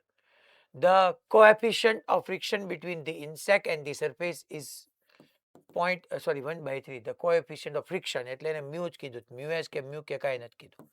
1/3 આપ્યો છે. If the line joining of the center of the hemispherical surface to the insect makes an angle alpha with the vertical, the maximum possible value of alpha is given by. હું ગુજરાતીમાં સમજાવી દઉં. તમારી પાસે આવું એક બાઉલ છે. એક ઇન્સેક્ટ એટલે જીવડું છે. અહીંયા આ જીવડું અહીંથી ક્રોલ કરે છે, ઉપર તરફ ચડે છે. જીવડું એ ચરતા ચરતા એવી જગ્યાએ પહોંચે છે કે જ્યાં એ જીવડું અને બાઉલનું જે કેન્દ્ર છે એને કનેક્ટ કરતી લાઈન મહત્તમ કોણ આલ્ફા બનાવી શકે. ઇફ ધ લાઈન જોઈનિંગ કોને કોને તો કે line joining the centre of the hemispherical surface and insect makes an angle alpha with the vertical એટલે શિરોલંબ સાથે આલ્ફાનો ખૂણો બને. The maximum possible value of alpha. આલ્ફાની મહત્તમ કિંમત મને પૂછી છે. હવે થાય શું છોકરાઓ કે આની અંદર આ m માસનો બાઉલ છે. સોરી એમ માસનો ઇન્સેક્ટ છે તો નીચે તરફ mg આવે. આ બે ઘટક નો આવે. ઘણા છે ને આમાં જ ઘા વાગે. સાહેબ વાય દિશામાં કોઈ એક સદિશ છે તો એના બે ઘટક હું કામ લેવાય? એના લંબ ઘટકો ગમે ત્યાંથી લેવાય. આ ને આ બે લંબ ઘટકો નો છે. માની લો એ છે આ થીટા છે તો આ એ કોસ થઈ ગયું, આ એ સાઈન થઈ ગયું તારો. તો અહીંયા mg નીચે છે તો જોતો દોસ્ત આ શિરોલંબ અને આ લાઈન વચ્ચે, આ શિરોલંબ અને આ લાઈન વચ્ચે આલ્ફા છે તો mg તારું શિરોલંબ નીચે તરફ જ છે ને દોસ્ત, અને આ લાઈન તો ઈ જ છે એને કનેક્ટ કરતી લાઈન તો આલ્ફા થાય. આલ્ફા તો આલ્ફા, તો આ થઈ ગયો mg cos આલ્ફા અને આ થઈ ગયો mg sin આલ્ફા. હવે તકલીફ ઈ છે કે ઇન્સેક્ટ જે જંતુ છે, જીવડું છે, એ જે સપાટી પર ચડી રહ્યું જ નહીં, સપાટી પાછી રફ છે. કારણ કે એનો મને ફ્રિક્શન આપ્યું છે, કોએફિશિયન્ટ ઓફ ફ્રિક્શન, ઘર્ષણાંક મને આપ્યો છે કે સપાટી રફ છે એનો ઘર્ષણાંક μ = 1/3 છે. તો ધેટ મીન્સ કે આ જીવડા પર આ બાઉલની સાપેક્ષે નીચે તરફ વજન બળનો એક ઘટક લાગે છે mg sin આલ્ફા. તો જીવડું એની સાપેક્ષે નીચે જવા ટ્રાય કરે એટલે તરત ઓલું બાઉલ એની સાપેક્ષ ગતિનો વિરોધ કરતું ઘર્ષણ બળ આમ ઉપર તરફ લગાડે. હવે આ મહત્તમ આપણને કીધું છે કે આલ્ફા મહત્તમ પૂછ્યો છે તો એક કામ કરીએ આમ ઉપર ચડતું જાય એટલે તમારો સાઇન આલ્ફા વધતો જાય. સાઇન આલ્ફા વધતો જાય એટલે mg sin આલ્ફા વધતો જાય. કારણ કે આલ્ફા 0 હોય તો સાઇન 0 0 થાય અને સાઇન 91 થાય. એટલે જેમ આલ્ફા વધતો જાય એમ તમારું mg sin આલ્ફા વધતું જાય તો સામે ફ્રિક્શન વધતું જાય. ક્યાં સુધી પહોંચી શકે? તો કે એક સમય એવો આવી જાય કે ફ્રિક્શનની મહત્તમ કિંમતે પહોંચશે ને ત્યાં સુધી વધી શકશે. તો ધેટ મીન્સ કે અહીંયા મારે ખરેખર કામ કોનું છે? fs max નું. fs max એટલે μsn. આ જીવડું આ બાઉલને mg sin આલ્ફા થી ધક્કો મારે છે તો એને સામે ધક્કો મારે અને આની કિંમત જે સમયે fs max પર હશે ને મહત્તમ સ્થિત ઘર્ષણ બળ થશે. પછી ઉપર જશો તો આલ્ફા વધશે, કારણ કે આલ્ફા વધવાથી સાઇન આલ્ફા વધવાથી mg sin આલ્ફા વધી જશે. હજી આ ઉપર જશે તો ડેફિનેટલી mg sin આલ્ફા વધશે પણ fs max થી વધારે ફ્રિક્શન વધી શકશે નહીં એટલે પછી નીચે તરફ આવી જશે. મારે આલ્ફા મેક્સિમમ જોઈએ છે તો એની માટે છોકરા હું આમ લખી શકું કે નીચે તરફનું બળ અને ઉપર તરફનું બળ બે હરખું થવું પડે. એટલે ભાઈ જંતુ સરકે નહીં તે માટે આપણે લખી શકીએ છોકરાઓ કે that your mg sin alpha is equal two શું થવું પડે? fs max. મહત્તમ કીધું છે એટલે ખરેખર તો આમ થવું જોઈએ. ખરેખર તો તમારું ઘર્ષણ બળ વધારે હોવું જોઈએ વજન બળ કરતા. ત્યાં સુધી વાંધો ન આવે પણ મને મહત્તમ ખૂણો પૂછ્યો છે એટલે ઇક્વાલિટી હું લઈ લઉં.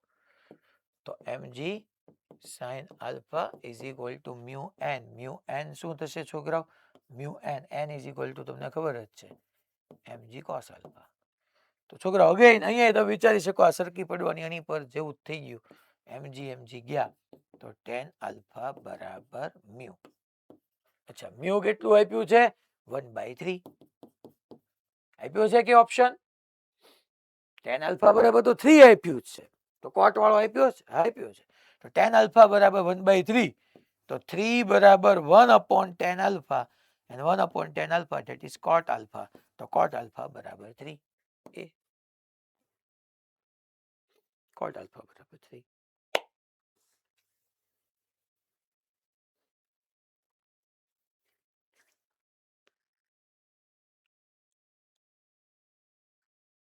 ખબર પડી ભાઈ મેં શું કીધું? પાક્કું બધાને? ઋત્વિક સર એક વખત આ મોરબીનો એ ગ્રુપનો ક્લાસ છે ને એના ઉપર નજર રાખજો.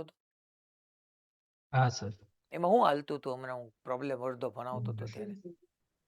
જોઈ લો ચાલો.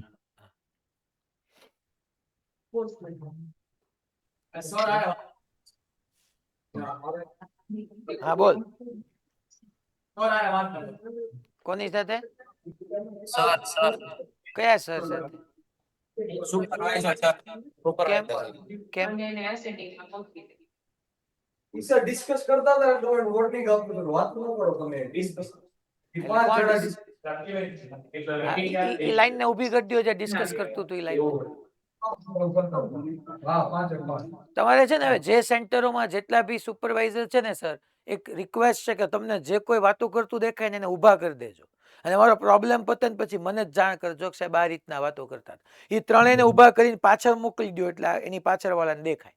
બધાને ઊભા રાખી દો અત્યારે, છેલ્લે એની સાથે ડિસ્કસ કરશું અને તે બધાને પાછળ ઊભા જવા દો.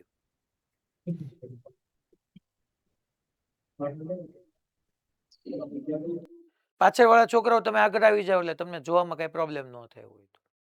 અને પાછળની બેચમાં ઊભા રાખો. ચલો નેક્સ્ટ. હવે આ એક ક્વેશ્ચન મેં છોકરાઓ તમને હોમવર્કમાં આપ્યો હતો. અચ્છા એક ઓલો રહી ગયો પાછળ, ક્યાં સરસ ક્વેશ્ચન રહી ગયો. આ બી ક્વેશ્ચન સરસ છે. આના જેવો બી PYQ તમને મળશે. Tax exercise number 32.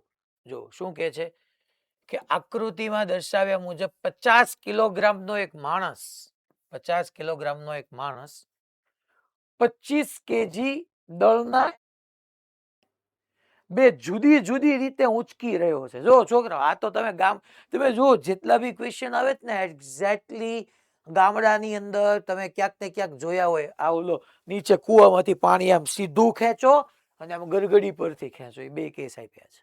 આની પહેલા ઓલો PYQ કર્યું ઓલો એડવાન્સ આપણે જોયું આપણા ઘરે ઓલું છાલ્યું હોય ગામડાની અંદર અને છાલ્યામાં આપણે જીવડાની ઉપર ચડતા જોયું હોય. એની પહેલાનો ક્વેશ્ચન તમે યાદ કરો કે જનરલી આપણે એની પહેલા કયો ભણ્યા તો કે ઓલો એક આવી રીતના હાથ છે તમારો આખો હતો, સરકી પડવાની અહીં ઉપર હોય. આખું ફિઝિક્સ એ રીતે ડિઝાઇન કર્યું છે કે તમારી રિયાલિસ્ટિક સિચ્યુએશન સામે રહે અને તમે વસ્તુને વિઝ્યુલાઇઝ કરી શકો. પણ એ લગભગ કોઈ વિચાર્યું જ નહીં હોય કે ઓલું છાલ્યું હોય, છાલ્યુંમાં બરાબર છે આપણા ઘરમાં એક જીવડાને આપણે ચરતા જોયું હોય કે બધાએ જોયું જોઈએ છાલ્યું ઘરમાં હોય. જીવડા તો એમાં તો આપણે ઇન્ડિયામાં કેવું જ ન પડે. આજુબાજુ તમારા ક્લાસમાં રખડતા હોય તો ઘરે તો નાનું એકાડું ઉડતું દેખાય જ. એટલે એવી જ રીતના ડિઝાઇન કર્યું છે. આ બધી વસ્તુ છોકરાઓ, આ ક્વેશ્ચન તમે NCERT ટેક્સ એક્સરસાઇઝ ના બધા એવા છે કે આની અંદર છે ને ખરેખર ટીચિંગ આમ જ હોય જેમાં સિરિયસનેસ હોય. આપણે 1 કલાક ને મને યાદ છે ત્યાં સુધી 20 મિનિટ જેવું થયું. થોડું કોન્સન્ટ્રેશન એટલું બનેલું રહેવું પડે. હમણાં હું 5 જોક્સ કીધા હોય ને આ કીધું હોય ને તો મોજ પડી જાય ને એમ જ હાલે છે. એ તો તમને ખબર છે યુટ્યુબ ને ઓનલાઈન એ બધું એમ જ હાલે. 2 જોક્સ કીધા વાહ, બાકી ખબર પડે કે ન પડે, બાકી મોજ બહુ આવી ગઈ. તો એ જરૂરી નથી. આ સમય આવશે જ પાછો ધીમે ધીમે કરતા જે છે એ જોક્સ થોડું યાર આપણે કહેવા માટે હવે આટલા બધા કોન્સેપ્ટ આટલું બધું સમજાવવાનું ભેગું થતું હોય એવા સમયમાં જરા કે જો એક વસ્તુ સમજો, પ્રોબ્લેમ અઘરો આવે ને એટલે સાહેબ જોક શરૂ કરે.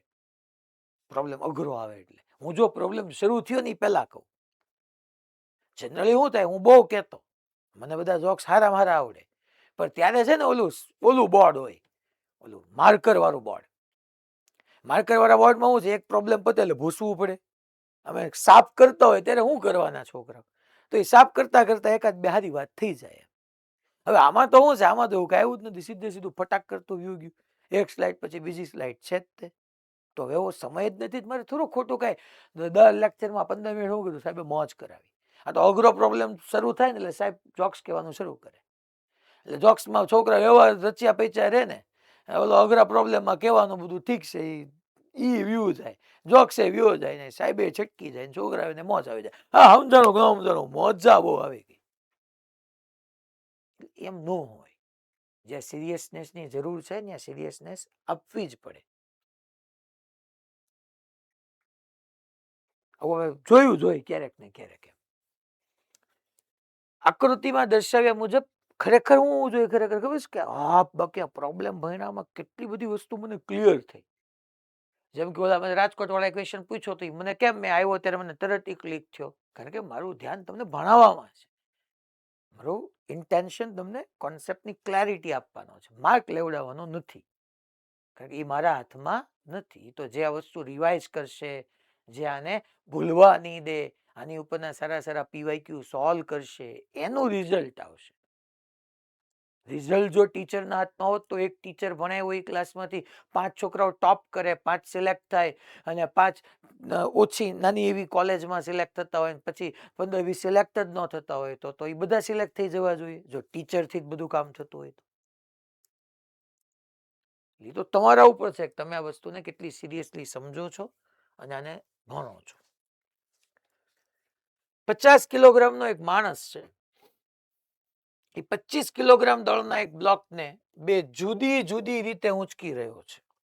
25 કિલોગ્રામ દળના બ્લોકને બે જુદી જુદી રીતે ઊંચકી રહ્યો છે. ઓકે, ટૂંકમાં એક છોકરો આમ સીધો ઊંચકે છે, એક ઓલી ગરગડી પરથી આમ ઊંચકે છે. બે કિસ્સાઓમાં માણસ વડે બેમાં માણસ વડે તળિયા પર કેટલું ક્રિયાબળ લાગશે, ક્રિયા પ્રતિક્રિયા ટૂંકમાં. હવે પછી જો તળિયું વાંચી જ નાખો આખું ક્વેશ્ચન, જો તળિયું 700 ન્યૂટન લંબળ વડે નમી પડતું હોય, જો તળિયું 700 ન્યૂટન લંબળ વડે નમી પડતું હોય તો માણસે બ્લોકને ઊંચકવા માટે કઈ રીત અપનાવી જોઈએ કે જેથી તળિયું નમી પડે નહીં. ટૂંકમાં તળિયું છે ને આ પોર્શન કલર બદલી નાખો, એના પર 700 ન્યૂટન થી વધારે લંબળ લઈ ગયું એટલે ઓલો મારો વાલો ગયો હેઠો, એનાથી વધારે નહીં ખમી શકે. સાહેબ એ બળ કેમ લાગશે સમજાવો પેલા. જોવો તો આ કેટલાનો છે, આ 50 kg નો છે માણસ, એટલે નીચે તરફ પેલા તો બે કેસમાં 50 g આવી જવાનું, અહીંયા 50 g આવી જવાનું. જો આ ક્વેશ્ચન બધા જબરદસ્ત છે. 50 g નીચે તરફ લઈ ગયું. અચ્છા આ બ્લોક છે તો બ્લોક માટે અહીંયા 25 g આવવાનું, આ સાહેબ આવવાનું. અચ્છા અહીંયા 25 g આવવાનું, આ સાહેબ આવવાનું. અહીંયા ટેન્શન, દોરી નહીં જોઈ તો અહીંયા ટેન્શન, અહીંયા આમ ટેન્શન.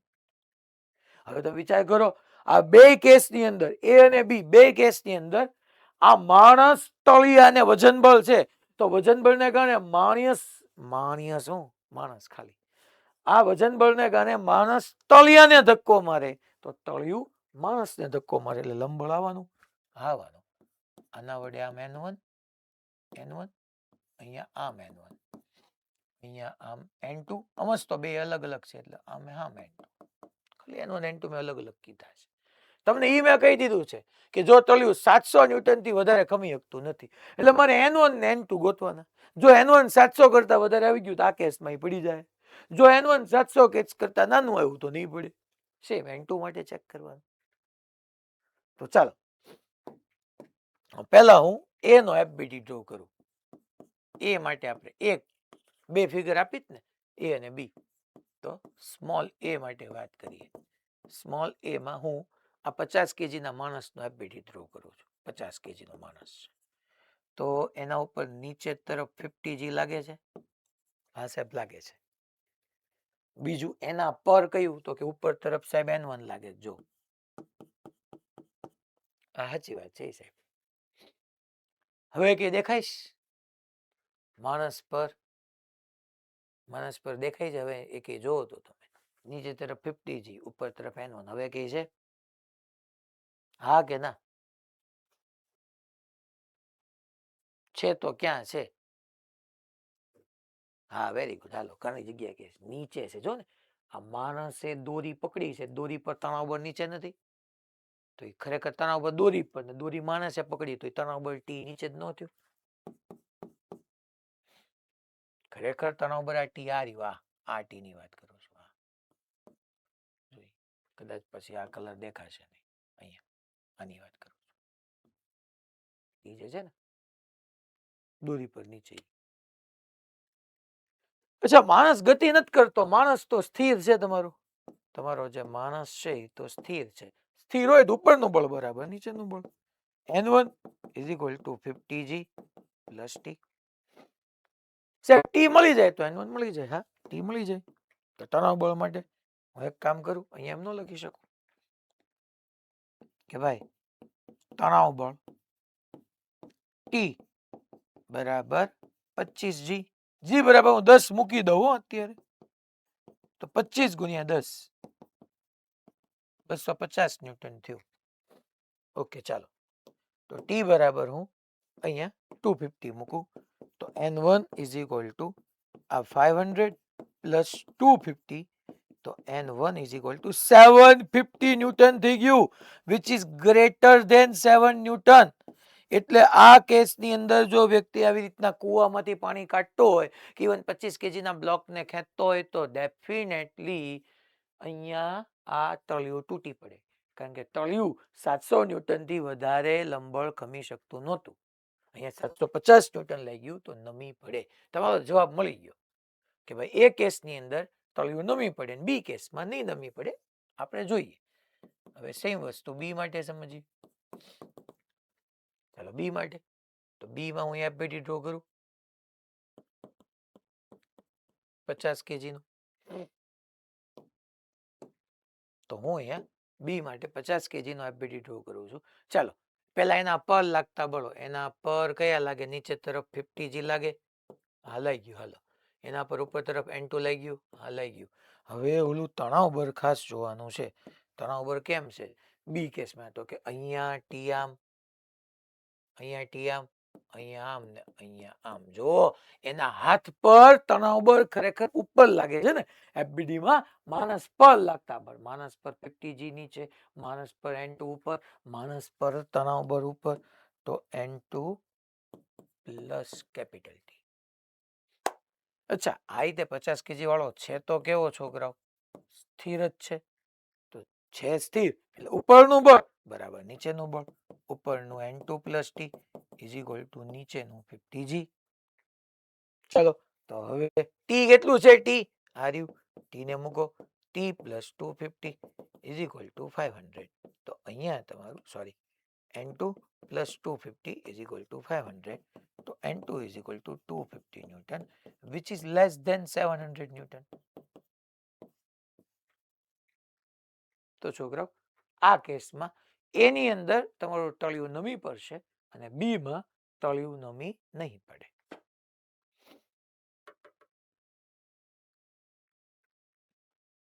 બોલો રેડી બધાને? હું આ કઈ તમને આગળ વ્યો ગયો, પણ આમાં એક ડાઉટ થાય આપણને. ડાઉટ કેમ થાય સમજો. બધું બરાબર જ છે, કઈ ખોટું નથી, આપણો જવાબ એ સાચો છે. એ નો વિચારતા પહેલા હે સાહેબ તમે આ શું કામ લખ્યું? તમે ટી બરાબર 25G કીધું, એનો મતલબ હું તમે વિચાર્યો કે ઉપરનું બળ બરાબર નીચેનું બળ. સાહેબ આને તો ઉપર નહીં ખેંચતા હોય, આને ઉપર ખેંચતા હશું તો આ સાહેબ બ્લોક એ જેટલા પ્રવેગથી ઉપર નહીં જતો હોય સાહેબ, અને ઉપર એ તરફ પ્રવેગ ઉપરથી જતો હોય તો સાહેબ ટી માઇનસ 25G બરાબર 25A આવે. એ આપ્યો નથી. મારે સમજવું પડે કે મને એ નથી આપ્યો, એનો મતલબ કે આ બ્લોકને હું ધીમે ધીમે ઉપર લઈ જાઉં છું. બ્લોક સ્લોલી બ્લોક ધીમે ધીમે ઉપર જાય છે. આનો સમજાય ને તો જો મેં સ્પેસ મૂકી હતી, આનો સમજાય ને તો માની લેવાનું કે બ્લોક સ્થિર છે, તો જ ઉપરનું બળ બરાબર નીચેનું બળ કરી શકું. અથવા હું બ્લોકને ધીમે ધીમે ઉપર ખેંચું છું, ધીમે ધીમે ઉપર ખેંચું છું. ઉપર તરફ પ્રવેગ નથી આવવા દેતો, કે એમ કહેવામાં આવે કે આમ ઉપર તરફ ખેંચવામાં આવે, ઉપરનો પ્રવેગ નથી આપ્યો મને. મારે કરવાનો ટી બરાબર 25G જ છે. આમાં ખબર પડી જાય. ડાઉટ થાય આપણને, હે સાહેબ ક્યારે ટી માઇનસ 25G બરાબર 25 અને ક્યારે ટી બરાબર 25G કરું? તો અહીંયા મારે આ ધારવું પડે કે બ્લોક ધારો કે અમે ધાર્યું છે કે બ્લોક ધીમે ધીમે ઉપર જાય છે અથવા બ્લોક સ્થિર છે, અને હું ટી બરાબર 25G લખી શકું, અધરવાઇઝ હું ન લખી શકું. હવે આમાં સાહેબ જવાબ જુદો આવે છે. એને 9.8 લીધું યાર. હવે આવ્યું 735, મારે 750 આવ્યું. એ 9.8 અને 10 નો ફેર છે, બાકી તો બધું સેમ જ છે. આ સંપર્ક બળ વાળો ખાસ કરજો, મેં તમને આઈ હોપ. હાલો હવે પાછો ઓલા બધાને ભૂખ લાગશે એટલે હવે છેલ્લા લેક્ચરમાં જેટલા બાકી હતા એટલા મેં અહીંયા પૂરા કર્યા છે. ટોપિક 10 નો 41, 42, 43 અને ટેક્સ્ટ એક્સરસાઇઝ 25 અને 28 આપણે નેક્સ્ટ લેક્ચરમાં લેશું. ફરીથી text exercise 10, 25 28 sir mock syllabus 41 42 43 મોકનો સિલેબસ હજી નક્કી કરવાનો બાકી છે ભાઈ. મને ટાઈમ આપ આજનો દી હાંજ સુધી. મારે પહેલા જોવું પડશે ક્યાંય એક ચેપ્ટર ન હાલતા હોય કેમ પત્યું છે. આમ તો ખ્યાલ જ છે, એવી રીતના જ રાખવું એટલે તમારે ખોટું હેરાન ન થાવ. ઓકે.